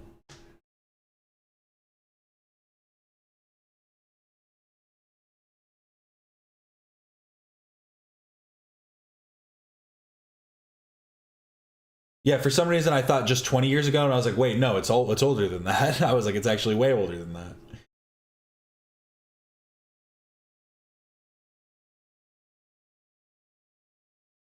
I thought it was something he said he did for like a frat or something, which makes it even more interesting.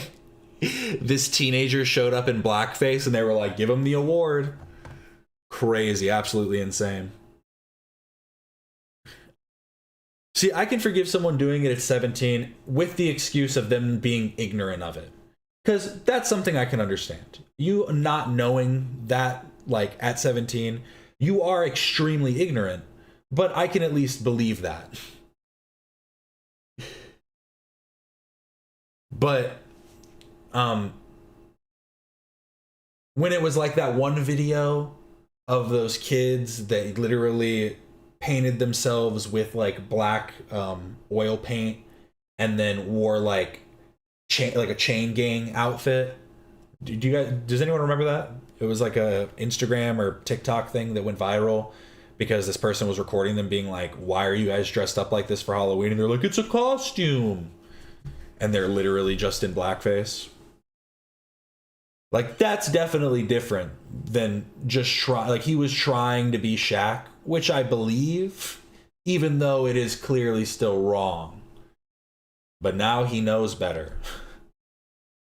Don't do it again, Harley, especially at 40. If he did it now, I don't think there's coming back from that. He was 15 or 16.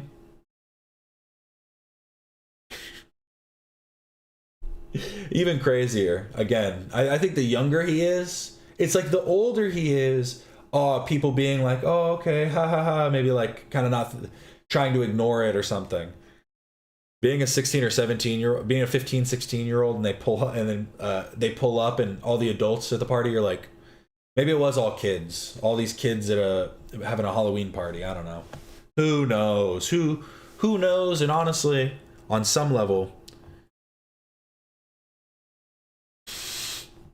I won't say who cares, because obviously blackface matters, but I don't think that I don't think Anisa is the type of person should care when she's dating iDubbbz or married to iDubbbz. You know, it's not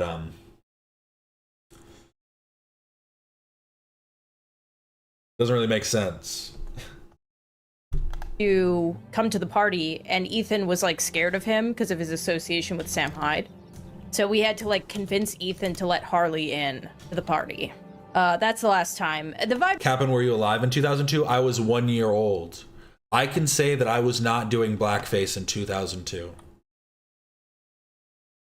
Were bad. I don't know. Like, it was all a bunch of like weird I clung to the arm of my husband. Ethan captions the clip by saying, Ian and Anisa asked to attend a Teddy Fresh party. They told Harley about it and he texted me to ask if he could come. I'll post the entirety of our conversation on next story. And here is the text messages between Harley and Ethan. It starts with Harley saying, hi Ethan, it's Harley. I'm in LA solo. Any chance I can get to that Teddy Fish thing tomorrow? I'd love to be there. And Ethan replies, I got you. I'll have them add you. And Harley says, that's awesome. Hope you've been well, dude. And Ethan says, yeah, just show up. And Harley replies, looking forward to seeing you guys. Thanks, brother. And Ethan replies, yeah, me too. Looking forward to catching up. Then there's more text messages between Ian and Harley, where Harley sends the messages between himself and Ethan and says, lol, worst case, I'll see you guys there tomorrow night. And Ian replies, ha, okay. I'm glad you made it happen. I didn't want to ask. And Ethan captions this by saying, here is Ian telling Harley he didn't want to ask me if Harley could come. In other words, they did not even discuss it with me. What a strange projection. Truly bizarre stuff. And no one replies. Calling Harley the blackface guy when iDibbbz made his money off of calling people N-word F is the most out of touch thing ever. It's like a slave owner calling out a slave owner. Geneva says, it's really wild the switch up on Harley. Dude was in the trenches arguing with me and Ian and Anisa's favor after fighting twice for them, and now he's being called the blackface burger man. Icon says, if I was a streamer, the one person I wouldn't want to cross is Ethan, to be honest. Yeah, iDubbbz is a slimy fuck for not asking, and if they get into it later, so I'm waiting a second because I did watch the beginning of this just to make sure that it was relevant. And some people try to argue that like it was he was just being nice. He didn't want to impose. And it's like, no, that's like it's like you don't understand. It's not like, oh, he's a coward, he's not willing to face Ethan and ask him a simple question. That's not what we're saying. It's literally the fact that he is being just like I'll get into it. I'll explain my feelings on it in a second. I'll wait till we get there, because people are they're not understanding what the actual criticism is. And I feel like it's been outlined pretty clearly that it's not just like Ian is bad. Ian is a bad guy. He has done bad things. It's about the ways in which that he has changed now. With Fizzy says, kinda obvious most of the stuff they say are either extremely exaggerated or lies. At this point, not really worth trying to disprove. No one besides the truly delusional believe them. Chip Kipling also posts a clip on the I Miss the Old iDubbbz subreddit with the caption, Anisa so easily lies about the most random shit. Here's Ethan debunking the claim that he was afraid of Harley coming to his event because of his association with Sam Hyde. And Come on the Wall 69 replies, I don't understand what the fuck is happening or the accusations, nor do I want to understand such a highly regarded situation. But the fact that Harley was one of the last Johma sweepers, was a headliner twice for their boxing event, and Ian and Anisa still throw him under the bus as soon as convenient, speaks volumes to how mature and empathetic they both are. Remember when she went on saying that, in most boxing events, the boxers get exploited, but in Crater Clash, they were treated with respect? Yeah. And Perry Mason replies, Harley was sweeping ashes at Auschwitz for the Johmas. This guy was on the front lines defending Crater Clash too, while Ian and Anisa didn't promote it at all. They still threw him under the bus. He also said iDubbbz is smelly. OP continues their thread saying, the only people who were horrified of Sam Hyde was Ian and Anisa. They literally thought he was gonna kill them. I really don't get why they projected these feelings onto fighters/associates. This irrational fear and the decision to ban Sam Hyde from Crater Clash was a deeply personal thing. And I feel like that personally, my theory on this is that iDubbbz and Anisa probably had a conversation behind the scenes about like, hey, Harley just asked me if I can ask Ethan if he can come to this event. What do you think? And they're like, oh, I don't know. You know, he's friends with Sam Hyde. Yeah, I don't think I'm going to tell Ethan. I don't think I'm going to ask him. Yeah, you know what I mean? It's like, I feel like something like some conversation along those lines probably happened of just like, just maybe even in passing, just like, hey, Ethan said this. What do you think? Oh, wasn't he training with Sam Hyde? I don't know if we want to see him. And it just shows that they're two-faced. Because I feel like they probably had a conversation like that and then still went to the event. And then she's like misremembering this in her head and being like, well, Ethan didn't like Sam Hyde either. We had this conversation about it. Oh, he wouldn't want to, you know what I mean? Even though they probably just didn't want to talk to Ethan about it because they didn't like Harley at that point. But again, that's just a theory, a YouTube theory. Thanks for watching. And Faustus Mort replies, the Candyman can because he mixes it with love and makes the world taste good. And Ekala replies, still don't get how they're so afraid of him just because he pulled the trick on them. Come on the wall 69. People have no fucking shame when it comes to usernames. I thought of a really good username because one of the things that I like to try and do is think of puns. Like, you know, names like Mike Hunt, names like Chip Indale, names like Mike Oxlong, stuff like that. And one I thought of recently wasn't necessarily a play on words, but it was like something that I think would slip under the radar for most people. And it's, what if you had the name Marcus Aurelius, but you have it spelled as Marcus Areolas? Because I feel like most people would just look past it. They'd see Marcus A and they'd be like Marcus Aurelius and just kind of read past it. And then a few people would notice your name is Marcus Areolas. I don't know. It seems like a good idea to me. And Mad says, something narcissistic injury. They lived in a world that glazed them 24/7. As Ian once offhandedly said, he could film himself taking a shit and it would get over 1 million views. But then they stepped into someone else's world and got punked on camera, and they're so afraid of it happening again that they'd prefer to burn down their careers now than risk it happening again later. Hotbid says, the whole Ethan is afraid of Sam thing is even funnier. The whole idea they have comes from 2 interactions. One was early in Ethan's career where Sam accused him of plagiarizing one of Sam's bits, and Ethan basically apologized if he felt like that, while also telling Sam to fuck off because he was an inspiration for a lot of people. The second is when Ian was planning to do the Sam Hyde documentary. My drag name has been Hazelnut for a while, but I did briefly consider genitalia. Okay, I like that one. Genitalia. Hi, Jenna. Do you have a side? Don't get love to take your side. That's all I'll say. And asked Ethan what he thought. Ethan told him that Ian should absolutely not do that. There was 0 chance Sam wasn't going to get the better of Ian, and that Sam for sure had no interest in doing a genuine documentary and would just troll him. Ethan isn't afraid of Sam Hyde, but he does recognize him for what he is. Well, I will say this is interesting. It's so funny how invested Anisa is into her, like the people that she dislikes. The one criticism that they levied that is somewhat true, and I would like to see Ethan like talk about it at some point, because I feel like Ethan would probably just admit to it. She said that Ethan's always stolen content, and Ethan kind of laughed that off and was like, haha. The criticism Sam Hyde has made of Ethan, and there's only ever been like this one criticism, is Ethan Klein stole videos from me. And people think, oh, that's such like a generic criticism. People make the different types of videos. People make the same types of videos, and then people get inspiration from other videos. But the specific thing was Ethan took a video that was like a really short thing, and then I forget which one it was specifically, but then recreated it like basically line for line, and then posted it on his channel. And then at one point he put like inspired by Sam Hyde, and then he like in the description, and then he took the video down completely, which basically like solidified the idea that he was just stealing the idea. But I will say that in modern day, you do see a lot of people like on TikTok and all these different platforms that basically just do like what you would call an homage to other videos by doing like a replication of it.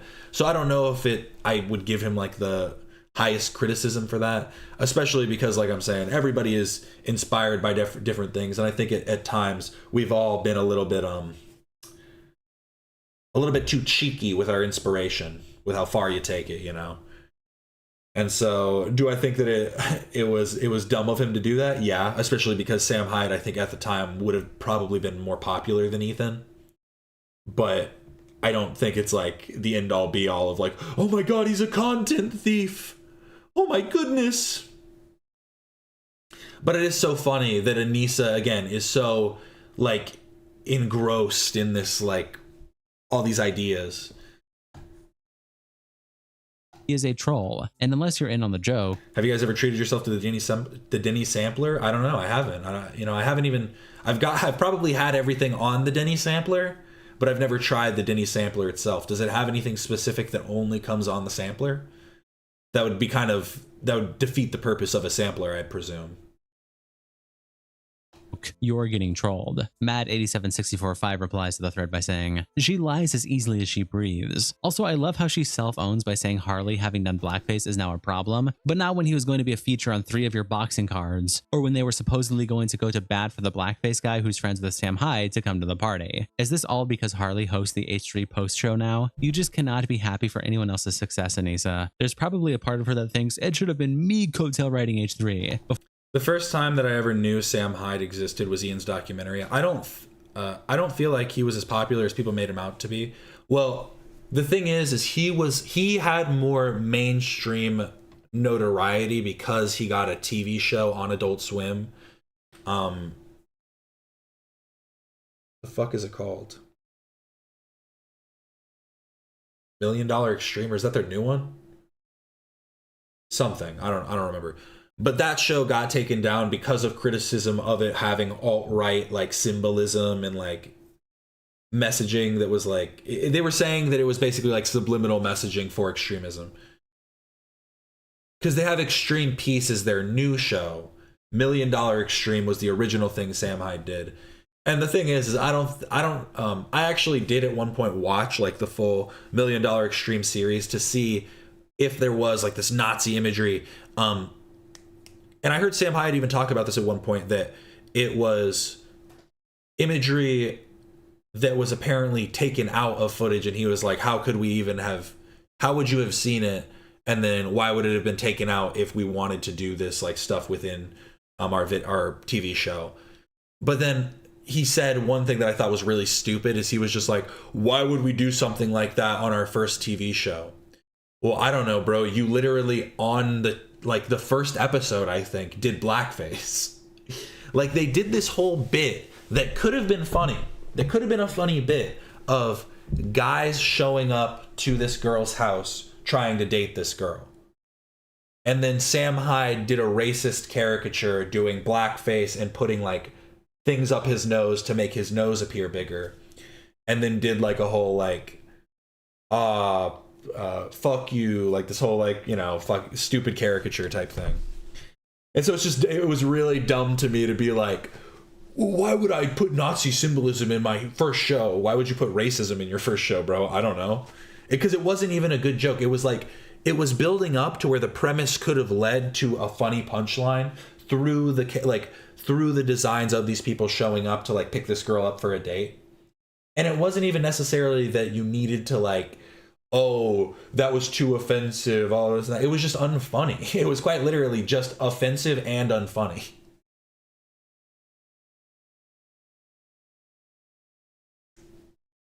Because like it was just dumb. It was just bad. Sam didn't know Sam Hyde until the documentary. I think it's more, Sam Hyde has more of a cult following than anything. I don't think that he is like super popular. He's gone in and out of popularity though, for sure. And like I said, I think it was more about the mainstream notoriety that he was able to achieve. And that's why people like Ethan, I think, knew about him. before she reminds herself that H3 are evil Zionists Hasan hates. And Fun Vacation replies, no one is a problem until they are against them. It's a child. Yeah, I remember when Sam called into Tim Heidecker's show and they yelled at each other, but that was back when Boogie was the Mr. Rogers of YouTube. Yeah, when Sam Hyde called Tim Heidecker and was just like, why'd you get me kicked off of Adult Swim? And he's just like, I didn't get you kicked off of anything. I don't know what you're talking about. And Sam was like, you fucking liar. That was pretty funny. I don't know what he thought was going to happen from that. Like, if he just thought the confrontation would be cathartic, or if he actually thought that maybe he'd be able to, like, out Tim Heidecker as some bad person or something. What happened to freedom of speech? What happened to freedom of speech? Bro, this is network television. What are you talking about? They can make you do and say whatever they want. If you want to be, you know, freedom of speech, go create your own platforms and do it yourself. That's kind of the way you want to do it if you want to be fully, like, free to say and do what you want.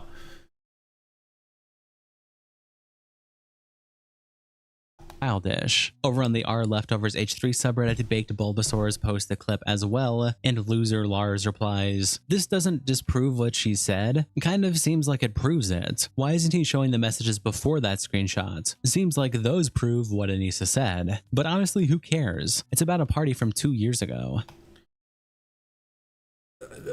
These people don't make any sense.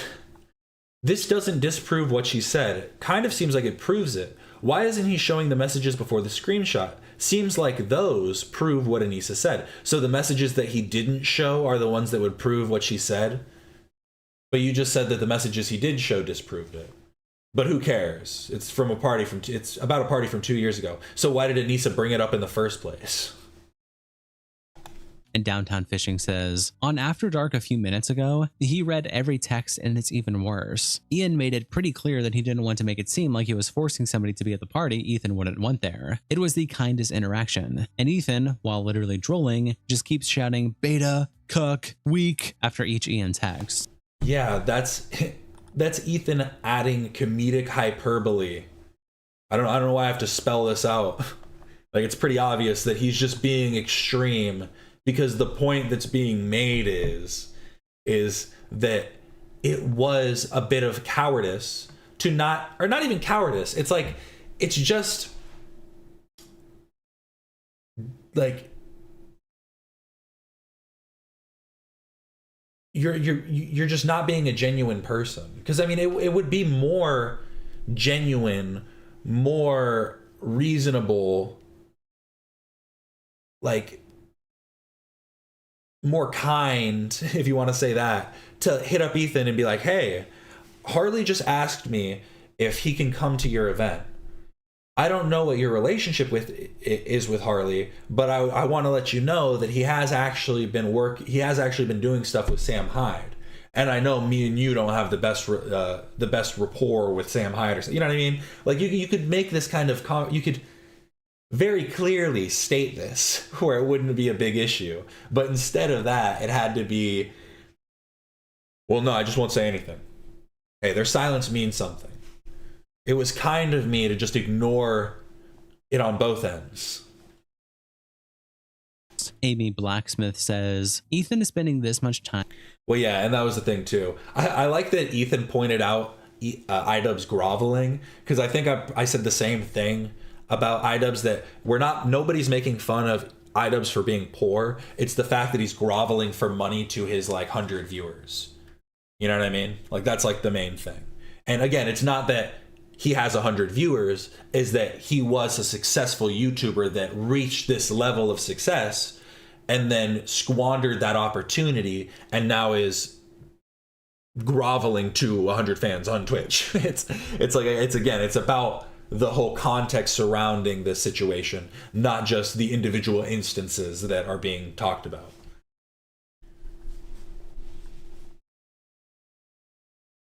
Hey, I am an alpha. No, you're stoic. But Harley, kiss on my lips. So let's hear them at the same time. Kiss on my lips. Perfect. They're almost the same length. Interesting. Time and effort on text from 2 years ago very much encapsulates his overall inability to move on from the past. All he's doing is consistently showcasing his Arrested development. Maddie says, I mean, yeah, if they don't have text showing they had to... Honestly, it's weird as an adult not to just be able to outright ask such a question from a friend.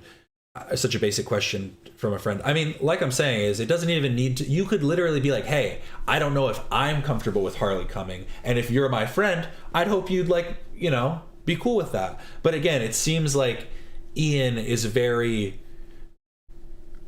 I think slimy is the best word, because I wouldn't necessarily say it's weaselly. Like he's not like maneuvering in a way that's strategic. He's specifically just trying to like avoid all confrontation, all need for accountability, or like anything like that. Because he doesn't also want to have to go back to Harley and be like, oh, sorry, he said no. Oh, like that's also part of it too. Convinced. Yeah, and Anisa brought it up to say like, who cares? Like, who gives a fuck about this? Well, Anisa did. That's why she brought it up.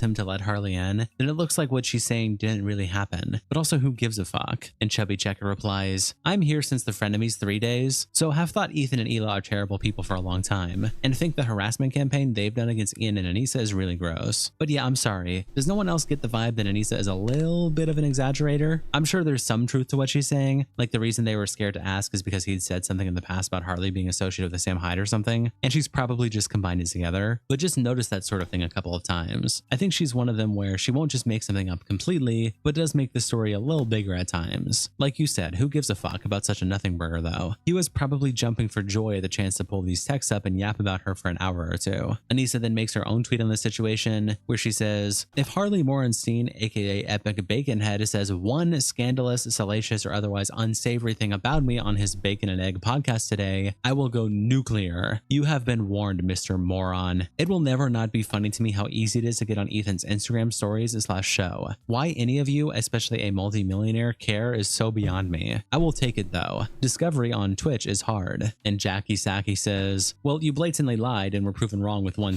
Yeah, it's an issue with discovery for sure. That's what I always say. Send me to all your friends and family and everybody you know, everybody you don't know. Send my link to them.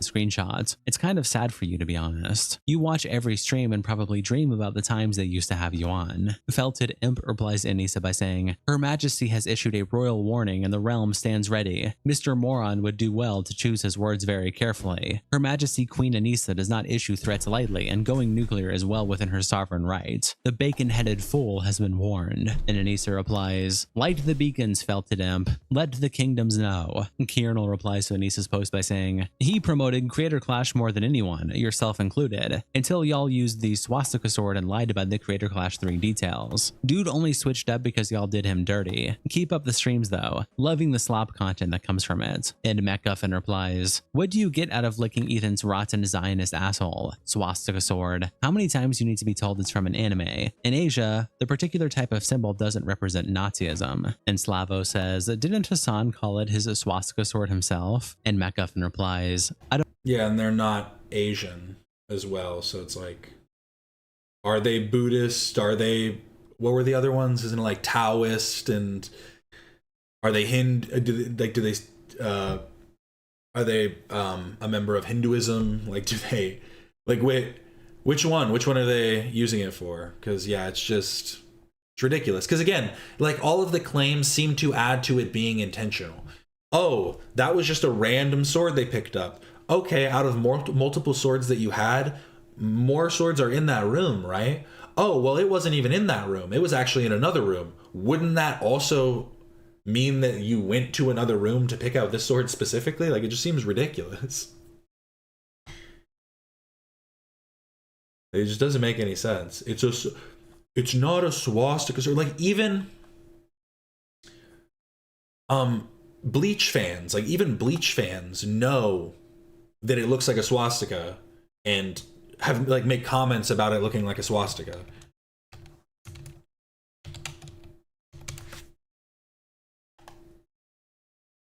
Like, look at this, from 9 years ago. The swastika on Ichigo's sword, I'm probably late at realizing this, but it makes sense how, now, why there, oh my god. It makes sense now why there is a random swastika design on the crossguard of the Bankai. That Bankai was based off Yaoichi's spirit, and he clearly was based off of the whole Nazi Germany thing. Just a funny little observation. Also, this new Bankai does not have a swastika, which shows that it is truly his Bankai. This is just like I don't even know if this is true, but that is interesting. It's like someone's even making this like connection. Here, let me see real quick. Is he supposed to be a Nazi? But the point I'm making is this is a conversation within even the Bleach like community. So this like ignorance of it, this is just so stupid. Well, it's an anime sword. I don't know. I don't follow Hasan as closely as you dorks, but it literally is a swastika, but not the Nazi version. So who the fuck cares what he called it? It wasn't the Nazi version. Again, that would be fine in the context of, oh, I actually bought this coin. I bought this piece of Asian art that has this symbolism in it, like within it. And it just happens to be in the background, or you see it like on my wall or something. Oh, it was just this piece of art that I bought. It has nothing to do with Germany. It has nothing to do with Nazis. It has nothing to do with that. Okay. Not, I bought this random sword at a convention, went, whoa, look at that. That looks like a sword. Whoa. Oh my God. And then you keep, like, everybody always points out, hey, that looks like a swastika. Whoa, that's a swastika sword. I kind of find it hard to believe iDubbbz didn't pick it up and go, huh, that looks kind of like a swastika. iDubbbz didn't recognize that? The woke king? The Stoic. Yeah, it was quiet. The Stoic king? Don't shout it from the bleachers, king. Don't be quiet about it. Don't tell us you're Stoic. Tell us you're Stoic.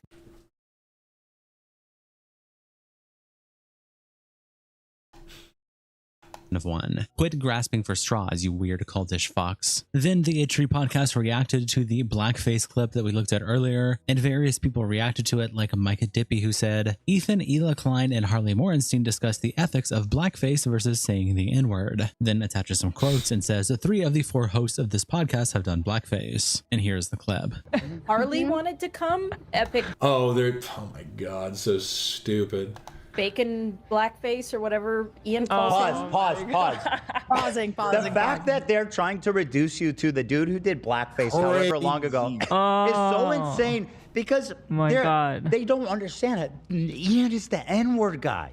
He's the N-word of our generation. He is the guy that made his fortune from saying the N-word and saying the F-word. He's sitting, whatever fortune he has. And it was her idea. She was the N-word girl. She had the idea that was like, go there and hold that younger girl, hold her, and you say this word in her ear. She was the one recording. She was the one driving there. She did the whole thing. Harley, you did not make money from being racist. You made money from being a silly food guy. I'm not burning a cross in front of your house. It's just a lowercase t. Stop trying to call me racist. Well, I saw somebody saying like, there was like a whole thing about, there was a shirt with like a hanging Klansman. It was like a hanging Klansman over a burning cross. And there was like a whole conversation someone was having about like, the burning cross is offensive. It's like, tell that to the KKK, man. I don't know what to fucking tell you. Like, yeah, they're the ones that do it. So it was like, it was meant to like symbolize, like, instead of just using a fire underneath them, they were using their own burning cross type of thing. Oh, my cat just did a little thwip. He did a little thwip with his head and flapped against the mirror, against the window. It sounded interesting. I wonder if that got picked up on the mic. I want tickets. Oh, I thought you were talking about the costume because I said I want tickets to the Habs game. I won the Halloween contest. But it's like it's also like 15 years before them doing what they did. So let me get this. You did a costume and he influenced a generation to say the N-word. But they also... I mean, I think that Harley needs to be more specific now. Because honestly, I was kind of like willing to look past it just because of the ignorance factor and the fact that he's apologized for it since, and you know, all of that. But the fact that he's 17 as well, I think, like, again, it doesn't absolve him of being wrong and being wrong through his ignorance, but it's like it definitely is a factor that should be discussed when talking about that. I love it when people are like, there's a 20-minute montage of Ethan using the N-word when he's actually only said a couple times, and it was in the context of, why'd you say N-word without censor? Well, to be fair, and I like to get, again, we like to look at everything holistically. We don't like to look at this from a one-sided partisan perspective. And so the one thing that Ethan doesn't talk about, which these are videos that are still up, are Ethan's usage of the N-word with the soft A, with the silent R. Those videos are still up on the H3H3 Productions channel, and there are a couple collaborations with Filthy Frank where Ethan very just like freely uses the N-word. And so, again, do I think that's as bad as the hard R and like calling people that, like, no, it was clearly being used for the shock value of just a white guy saying the N-word. Like, that was literally what it was being used for, is just for that shock, not used in the course of racism. Is it wrong? Yes.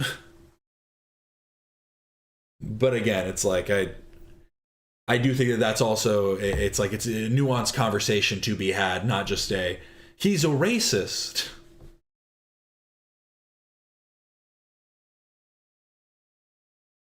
Yeah, he's also made some weird comments, jokes about black guys. Yeah, I mean, and again, that's like, it's a common early internet thing that I think people realized were rooted in racism over time. Like Ethan definitely made a lot of jokes where he'd be like, if there was like a black person, just talk about BBC or something like that. Like, he's definitely made those jokes before. And then I think over time people realized the roots of those type of stereotypes. Because even if, because, you know, people will make the argument like, oh, well, that's a stereotype, but that's a good stereotype. Why would it be wrong to say that you have a big penis? Why would that be a negative stereotype? Well, it's because the idea came from like the breeding capabilities and like that from slavery and stuff too. So it's like, yeah, there's you really got to think about things, conversations and all that.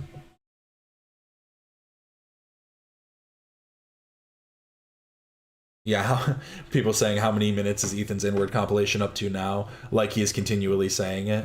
Well, he just said it a few times last week, no? Oh, no, okay.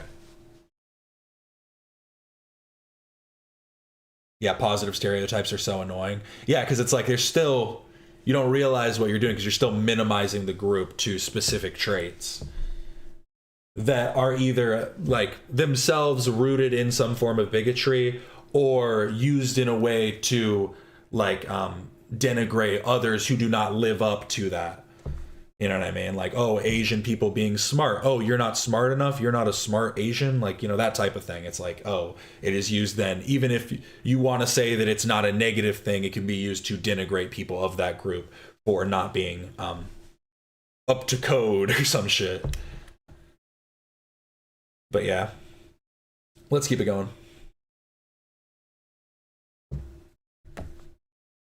Yeah, I see Ethan has been an edgy king, but Ian and Anisa are so fucking hypocritical.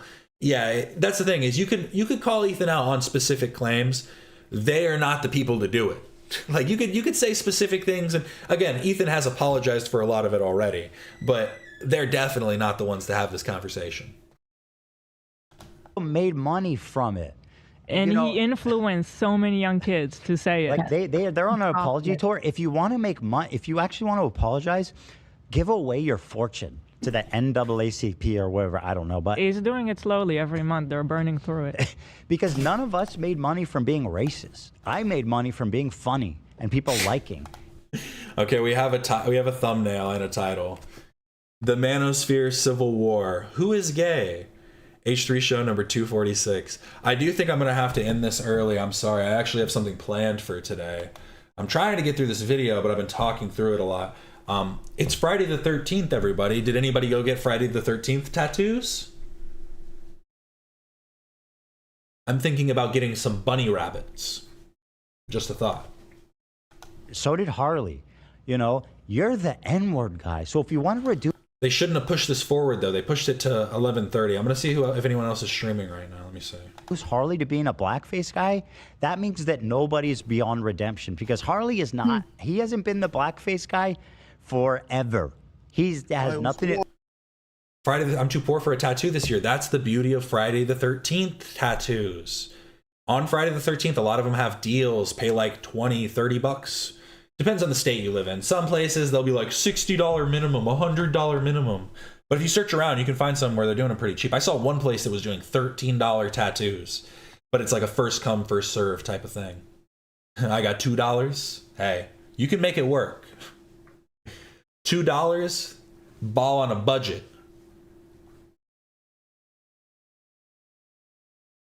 Stop leaving us high and dry. It's not my intention. This is their fault. Yeah, we also had Friday the 13th last month, February. I wasn't even here last month on that day. Happens every 11 years.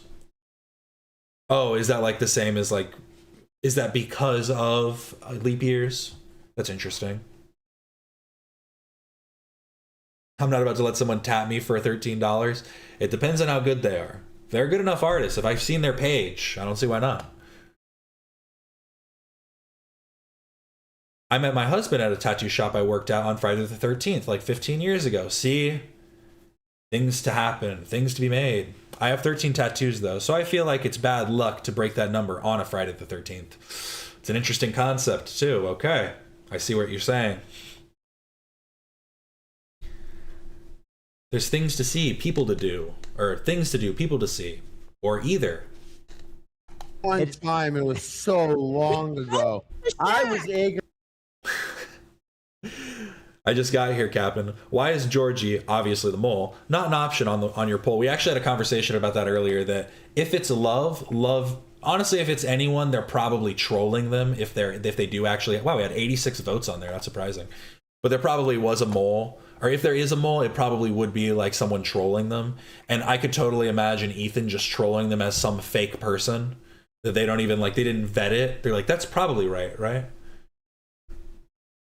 They use that one image of the fake H3 member, the H3 crew member. What was his name? And I also apologize. I came out, I apologize. Not even trying to like leverage it to do a thing. Never. You know what I mean? Never. It's such a self-own. If you want to reduce Harley to that, you are, by the same logic, you are David Duke. You know what I mean? You are the Grand Wizard, bro. You're burning crosses. Check out our rubber band ball. You want to say anything about it? You want to take credit? You're the one who's been doing it. He's getting huge. You still have more rubber bands, yeah? Hold it close to the camera, be like, look how big it is. Ah, but still, like compared to my head, it's getting big.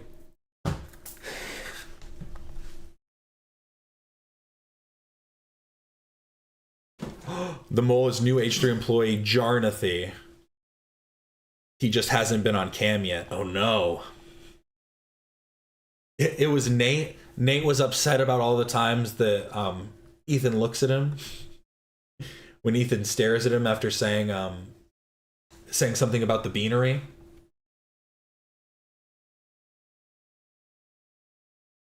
You know what I'm saying? If you called me bacon, though, it would be like, okay, it's the bacon guy, okay. But then being like, the blackface, it's like, no, not you. That's not you. Not you. We know. Don't pull that card, buddy. Don't pull that card. Holy fuck. Mike continues his thread by saying, craziest. We almost have an iDubbbz worth of viewership. Let's go. And we don't even have a formerly 8 million sub channel. Ooh. Am I mogging? Are we going to mog iDubbbz? We are the next Stoic legend. Let's go. This part is Hila excusing Harley's blackface with, it was a costume. Girl, Minstrel was about wearing blackness as a costume. Like, what the fuck are you talking about? Anytime Hila speaks, she shows her ass. No wonder she was quiet for so many years. Hila also says blackface is very funny, attaching this clip. Gets forgiven and gets passed. And Harley, of course. Hey, Shaq loved it, Harley. I'm compromised. You want Yeah, to be fair, he did also show Shaq. Harley, of course. Why'd they put fun fact? Fun fact, this is the guy in the photo doing blackface. Hey, Shaq loved it, Harley. I'm compromised. You won an award, bro. I have to say, I still haven't seen the photo because when you guys were talking about it on After Dark, I was just listening. Wait. Okay, so this is a video they made. This is a video this guy Mike Dippy made. Chad Quasar stays mogging. Let's go. Do the Riz face. Thank you for the $2. Funny attaching this clip. Get forgiven and get past. And Harley, of course. Hey, Shaq loved it, Harley. I'm compromised. You won an award, bro. I have to say, The award, the most racist guy at the function. Well, no, specifically he won best costume. Now again, can we say this is the best costume at the most racist function? Possibly. That's a possibility. But we don't know that. You need to give us a little bit more evidence than that. I still haven't seen the photo because when you guys were talking about it on After Dark, I was just listening. But in my head, it's very funny. It's very funny. It's very funny. It's very funny. It's very funny. Oh my god. Well, this too. Like, again, this is wrong. Like, this joke is wrong. But this isn't Ethan doing blackface. It's him acknowledging that the Dead Sea mud mask looks like blackface. So it's an uncouth joke, but not an attempt at blackface. Like, again, there's a difference.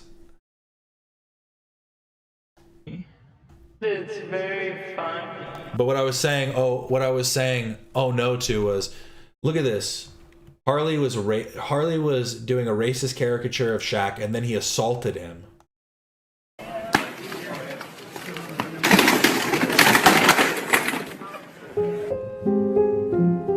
Oh no, that's music.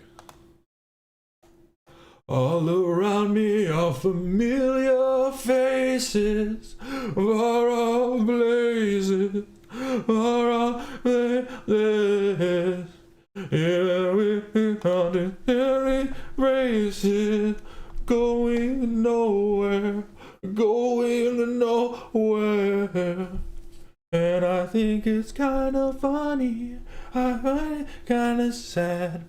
The dreams in which I'm dying are the best I ever had. Find it hard to tell you, I find it hard to take.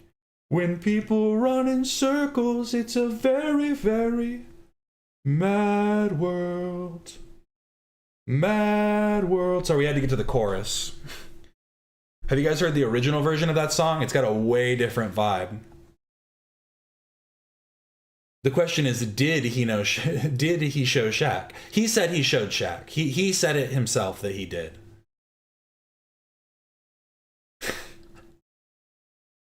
It is a mad world. What can I say? I did show it to Shaq in person.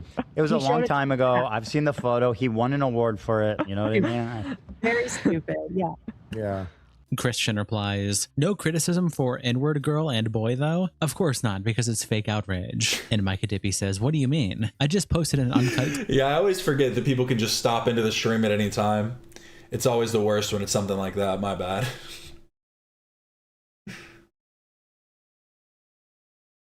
Clip of the three blackface stooges in their femcel criticizing them. And Christian says, lol, you're so insecure. Chudensky says, oh no. Do you hate Jimmy Kimmel too? Who cares? Find something real to care about. And Mike replies, I condemn it for sure. Is Jimmy Kimmel still actively justifying his blackface? Most people are at least ashamed. Verticon says, you glaze Hasan constantly. When Ethan did blackface, Hasan was making videos about girls being old enough to bleed, old enough to breed. And you were in middle school. You don't care. This shit is so performative and stupid. And Mike replies, criticize Ethan equals glaze Hasan. Got it. Attaching an old post he made where he said, me.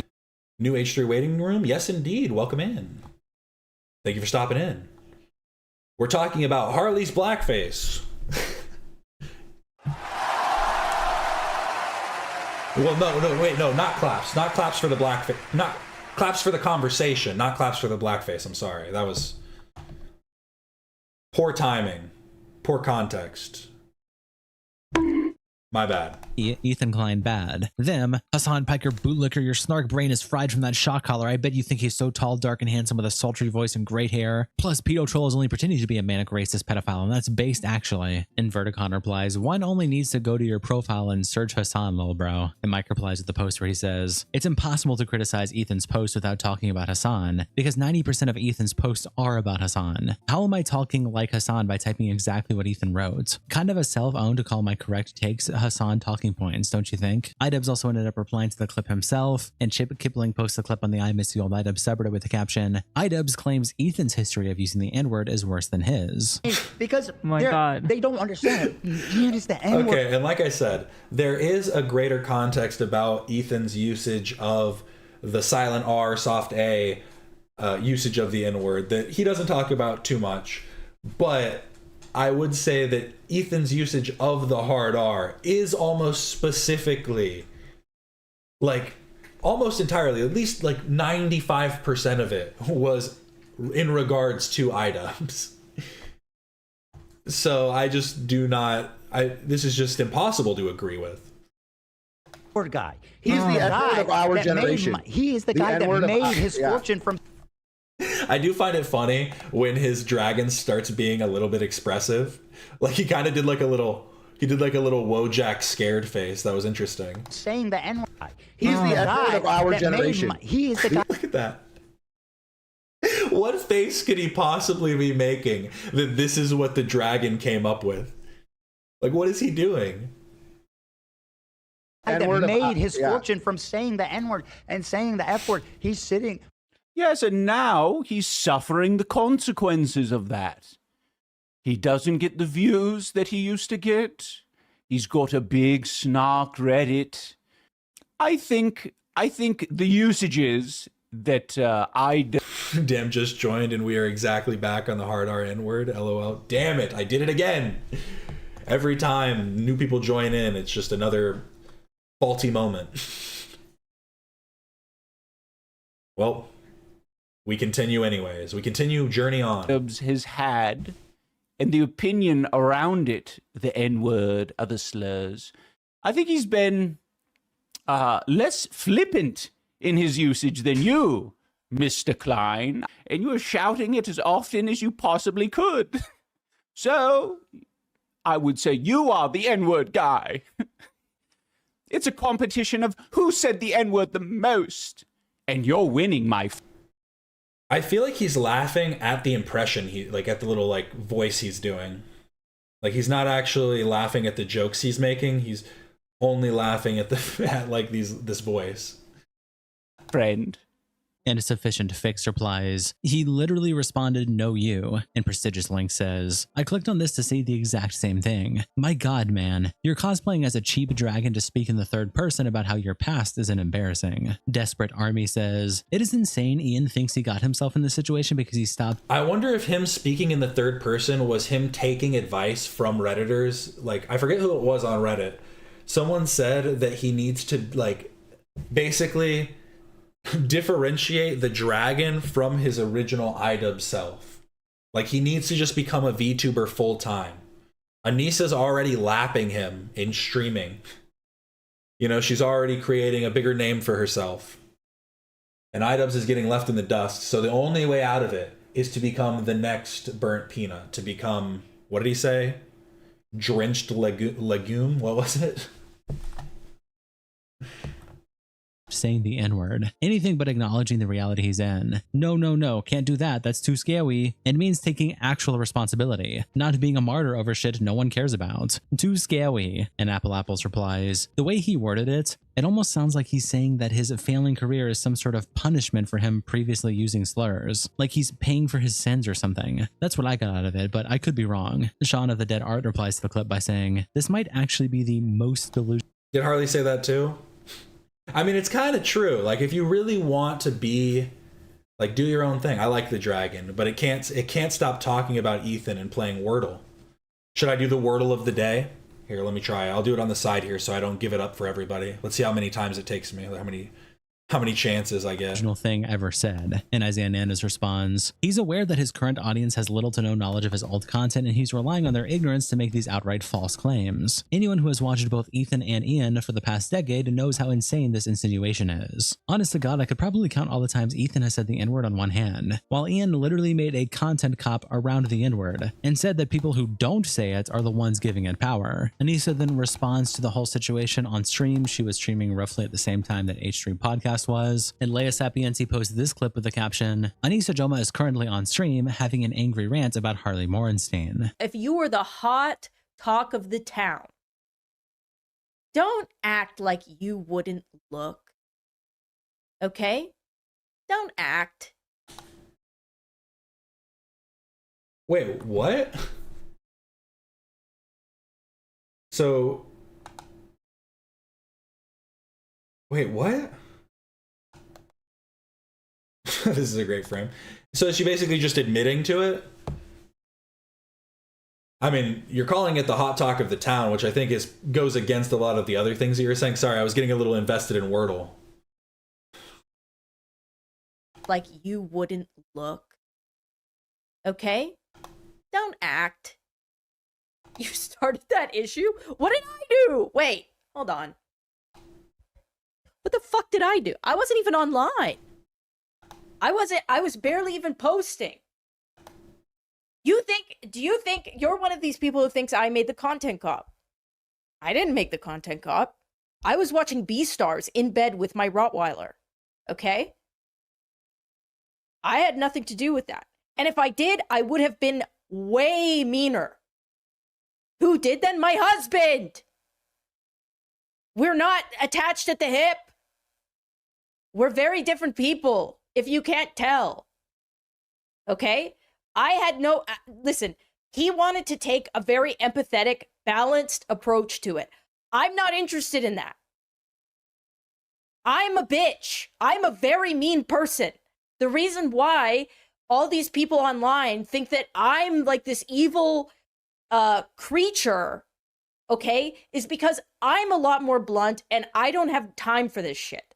I don't believe in karma. I don't believe that being the better person makes you better, okay? My husband does. And a lot of people are very, very lucky that my husband is such a nice person, okay? But like people like Harley, which by the way, okay, my husband, who's a very caring, Harley is such a fuck because he knew that my husband is a good person and he made bets on whether or not my husband was going to be a piece of shit. And he knew Ian wasn't going to be a piece of shit.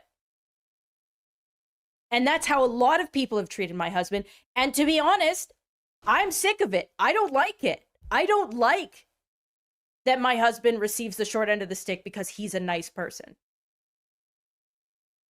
I think that there's a lot of pieces of shit out there that make aggressive bets that they're going to get away with shitty behavior because they're so terrified of being disliked online, and they look at everything. They scour the internet to make sure that everybody likes them.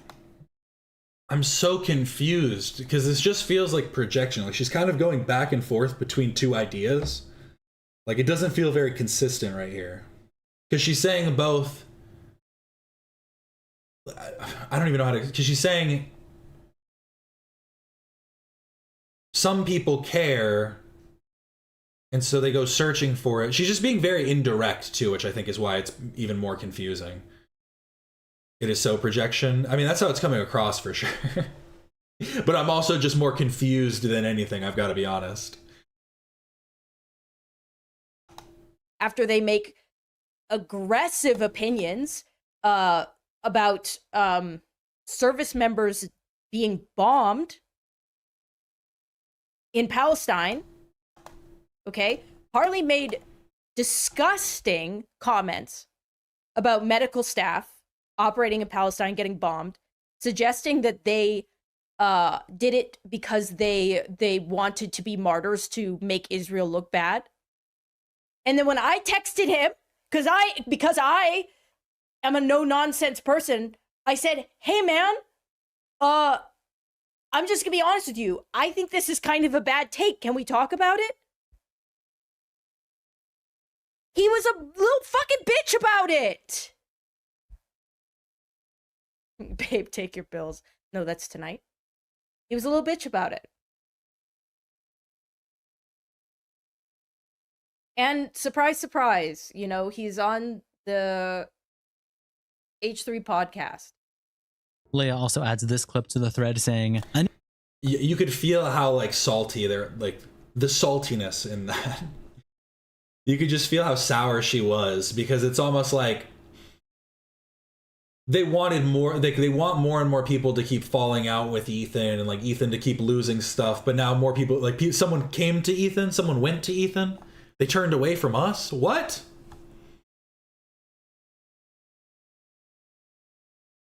Lisa talks about the new H3 podcast crew members and says that tomorrow. Yeah, she never shows receipts. That was the other thing I was waiting for. Was for her to like pull something up.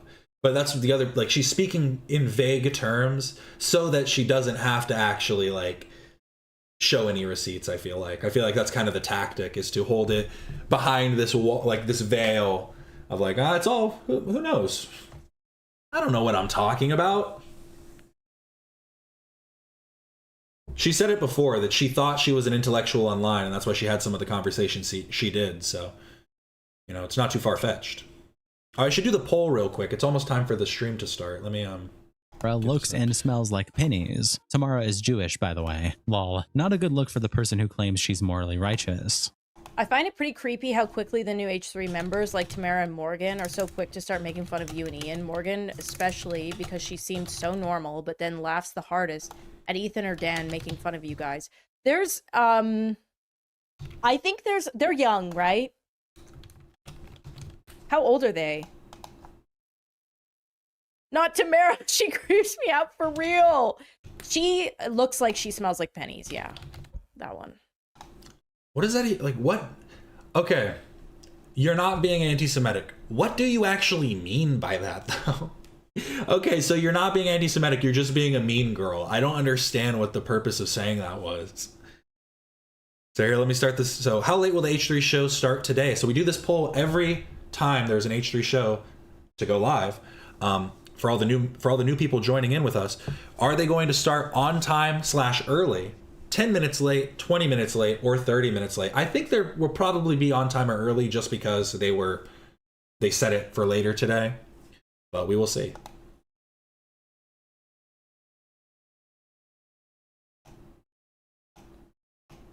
Which listen. That's not even, I love a bitch who smells like pennies, okay? They're often very kind and they collect trinkets and they're cool. But you have to ascend. She hasn't ascended yet. I think she's very young. And Edo Troll replies, I don't think this is a Jew joke, rather a menstruation joke. Very strange either way. Rose says, is she actually calling Hamas people service members? I don't even know what she's referring to, unless she's making stuff up out of whole cloth. And Leia says, yeah, I don't know. And Rose says, she's the kind of person who would do either one of those, not gonna lie. Big E says, the Johma's favorite activity is giving commentary YouTubers free content. Keith says, Lamau, because the content cop failed, and now it's all Idem's fault. If it was a huge hit, she would have said she was the mastermind behind it, like the Tana content cop. T4 Barnouche says, you could write an entire thesis on how to lie unabashedly, and you would only need this 4-minute clip as your source. Yeet then tweets out this clip of Harley Morenstein with the caption, Ethan Klein and Harley Morenstein talk Anisa and Idubs. But so I'm like, what's going on? What's the move here? How is this beneficial for them in the long run? What are you doing? That's a great question. Yeah. And all they've achieved so far is just feeding, absolutely letting, there's channels that are feasting on them, they're making a fortune, like Kino Casino, Nicholas Diario, us to an extent. Yeah, because that's like what I thought it was, is that it's like a menstruation joke, to be like, this girl smells like her period. Like, that's what I was assuming was kind of like the mean girl joke there. But then I don't see how that is like something you can try and like say to someone. That's literally just being a mean girl. Then they're spinning golden content for us, and we are feasting. I don't have we're eating CTE. well. You know, he doesn't have CTE. I don't know, have you've said that. You said CTE. that. You said that. You just say it one time, bro. They also they say like, it once. That's it. When Creator Clash 2, Creator Clash 3 were coming out, I always said, I was like, oh yeah, you should go on those shows. They want to talk to you. All your haters and stuff, they were probably iDubbbz fans once upon a time. Go on and just be a person and talk to them. Put yourself out there, you know. So I'm not doing any conversation for the event. It's not my event, but just go and do it. But they didn't want to do that. They didn't have any energy for that. That was a waste of time. That was not the way to do it. But then they did the H3 video. And that was a total good advice, by the way. Yeah, that for was them. good. If they had done yeah, that, just go and be out there. absolutely, because everybody was talking about it. You might as well go and talk to them and address it, and maybe you can actually get more people to buy tickets also. Right. Which is what you're trying to do. And they didn't have energy. But now when it's not the time, they have all the energy. That's why they've lost everything. Live and that's why they're utter failures. That's why they've lost everything. That's why they're broke. That's why they're living in the northernmost populated city on earth. You know, it's because they make serially bad, self-destructive decisions. And I think that's an Anisa special that she's kind of brought into the marriage. So anyway, she's like, the event was horrible. Everybody's scared. Everybody's terrified. And then people started looking back at her talking about the event. So shout out Pissum Kingdom. Dug up this old tweet of Anisa's from June 23, right? Having so much fun styling Hila's new collection. I feel like a ripped denim skirt goes perfectly with the She-Hulk vibe. Love the Marlboro Teddy Fresh collab. So, I mean, the only way to look at, like, what a fucking lying, pathetic, phony loser. And there was never any engagement contract or like. Of course not. I'll gift you and you need to post or anything like that. This was all just pure out of love. Like or so I thought. They didn't need to post. No, nobody ever asked them to post. If I ever gifted them anything, I was like, no pressure. You don't need to wear it. You don't need to tag. Yeah, of course not. And so the only way to interpret this, and there's a lot of posts like this, if I'm to believe what she's saying now, is that she is like a high-level psychopathic liar. And Atuka replies, and we're grateful for all the content given. Shout out to our tier 3 members, internet representatives, Kiko, Salsoud, Coldest Bandito, Captain Crashshot, Pop Magut, Dear Boy, and... Have they started yet? Are we late? We got 1 minute for them to start. Will they do it on time? Will they not? I hope they start on time today so I can go, because I actually do have stuff to do today. I told you. I do appreciate everybody for stopping in. How's everybody's day going so far, though? I really do appreciate all the new people for stopping in. How are y'all feeling? How are y'all feeling about the stream? Truly. Like I said, I do this every Monday, Wednesday, and Friday. Tuesdays and Thursdays, I do other types of streams. I won't be back tomorrow for another stream. I sometimes do Saturday streams, but I'm working on a video right now, so I'm trying to get that done. 31 is still late. This is the on time. They have like 30 seconds. Live any moment now. We'll see. We'll see it coming. Here, let me see if there's anything else I've got that I can pull up. Ooh, maybe I have a goof or gaff from Instagram. Let me see. Always got at least one thing on Instagram.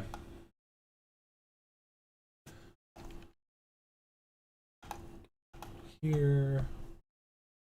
Oh, this is the worst tattoo ever. I think I've talked about this tattoo before. This is legitimately the worst tattoo ever. You cannot argue with me that there is any tattoo that is worse than this one. What do we think? This is the pre-show. H3 is the pre-show. After Dark is the main event. You know, you're actually right. I'm doing great, Cap'n. It was a fun stream. I'm making a Basque burnt cheesecake, and it's looking tasty. Ooh, that sounds nice. Nice to hear. I'm glad it's going well. What do we think of this tattoo, though?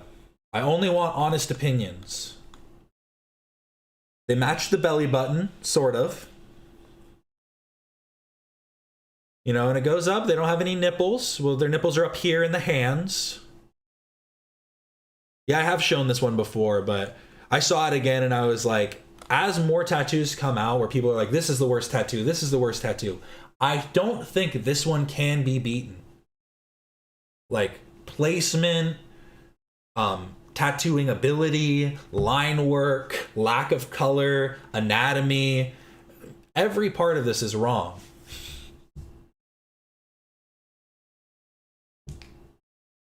God damn it, it's a 5-minute warning. No, I was wrong. I'm sorry. I'm sorry to hear that. Don't worry, though. It's coming. Coming any moment now. We had this one. Oh, wait. Oh, here we go. This is something else, too. Still not worse than Ben Affleck's Backdragon. The thing is at least you can tell that there was effort put into the actual tattoo. Ben Affleck. He's got an 8-pack. It's because he's ripped. Of course he does. Like, there was an attempt here. They just failed. This doesn't even feel like a real attempt. Oh no, it's crooked. That might be the least of their problems. I keep noticing this like double trap that it has. Or maybe that's supposed to be like the shoulder. Those abs look like corn. Delicious. Elon-shaped torso. Honestly, from the like backside, this almost looks like Elon a little bit. Elon should get a back tattoo like this. He has a lot of space, you know. He's a real wide man, so that would actually work just fine. I would rather have the Ben Affleck tattoo. Part of why it's funny, part of why it is funny is because it is on Ben Affleck. You would not think twice if you saw that artist's work on a stranger at the beach. Yeah, if you just saw it at the beach, you probably wouldn't think too much about it. You probably think it's a crappy tattoo, but you wouldn't focus on it too much. And like, it's something like I said, like I'm saying, you can add on to this. There was an attempt made. The real problem with this tattoo is all the negative space. It has all of this dead space in the middle, like right in the middle of the piece, and that just doesn't work. That just doesn't work at all. You should have added like some type of coloring, just some kind of like shading or something, just to make it blend a little bit better. But yeah, Elon should get a back tattoo. I recommend the Target logo. Just a big target right on his back.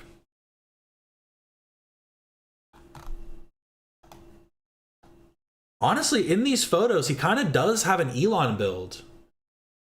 It's an insecurity thing, you know what I mean? He's trying to suck in the gut. You're fine, Ben. Yeah, add a background and it would look better. Yeah, I think so. You just added some kind of coloring or something in. If you saw the Temu Dragon Ball character at the beach, you would take pictures for your friends. Yeah, I would definitely send a picture of this to my friends. No doubt about it. I would feel bad a little bit for the person who got the tattoo. But, my God. You're sharing it. You're sharing it, you know what I mean? I think someone just posted this. I don't think this is even their account. Because I've seen this posted before, and this was just posted on March 4th. 2 minutes to live, I think. Well, I'm sorry to say that I think I have to call it here. I really do appreciate everybody for stopping in. Usually we run until the stream goes live, and I'm like, I want to like just let it go, but I need to go get in line for this tattoo. It's Friday the 13th, so we can't wait too long. But I really do appreciate everybody for stopping in. Remember to like and subscribe if you haven't already. We do this every Monday, Wednesday, and Friday. Talk about all different types of stuff in the H3 universe and the adjacent internet sphere. You know, all types of different stuff. Become a member as well, because we got some new members today, and we got more members content coming your way. I've got a video that I'm working on right now, and I'm thinking I'm going to do like a member stream, director's commentary type of thing once it's done. So thank you all so much for watching. I really do appreciate it. This is Cap and Quasar signing off.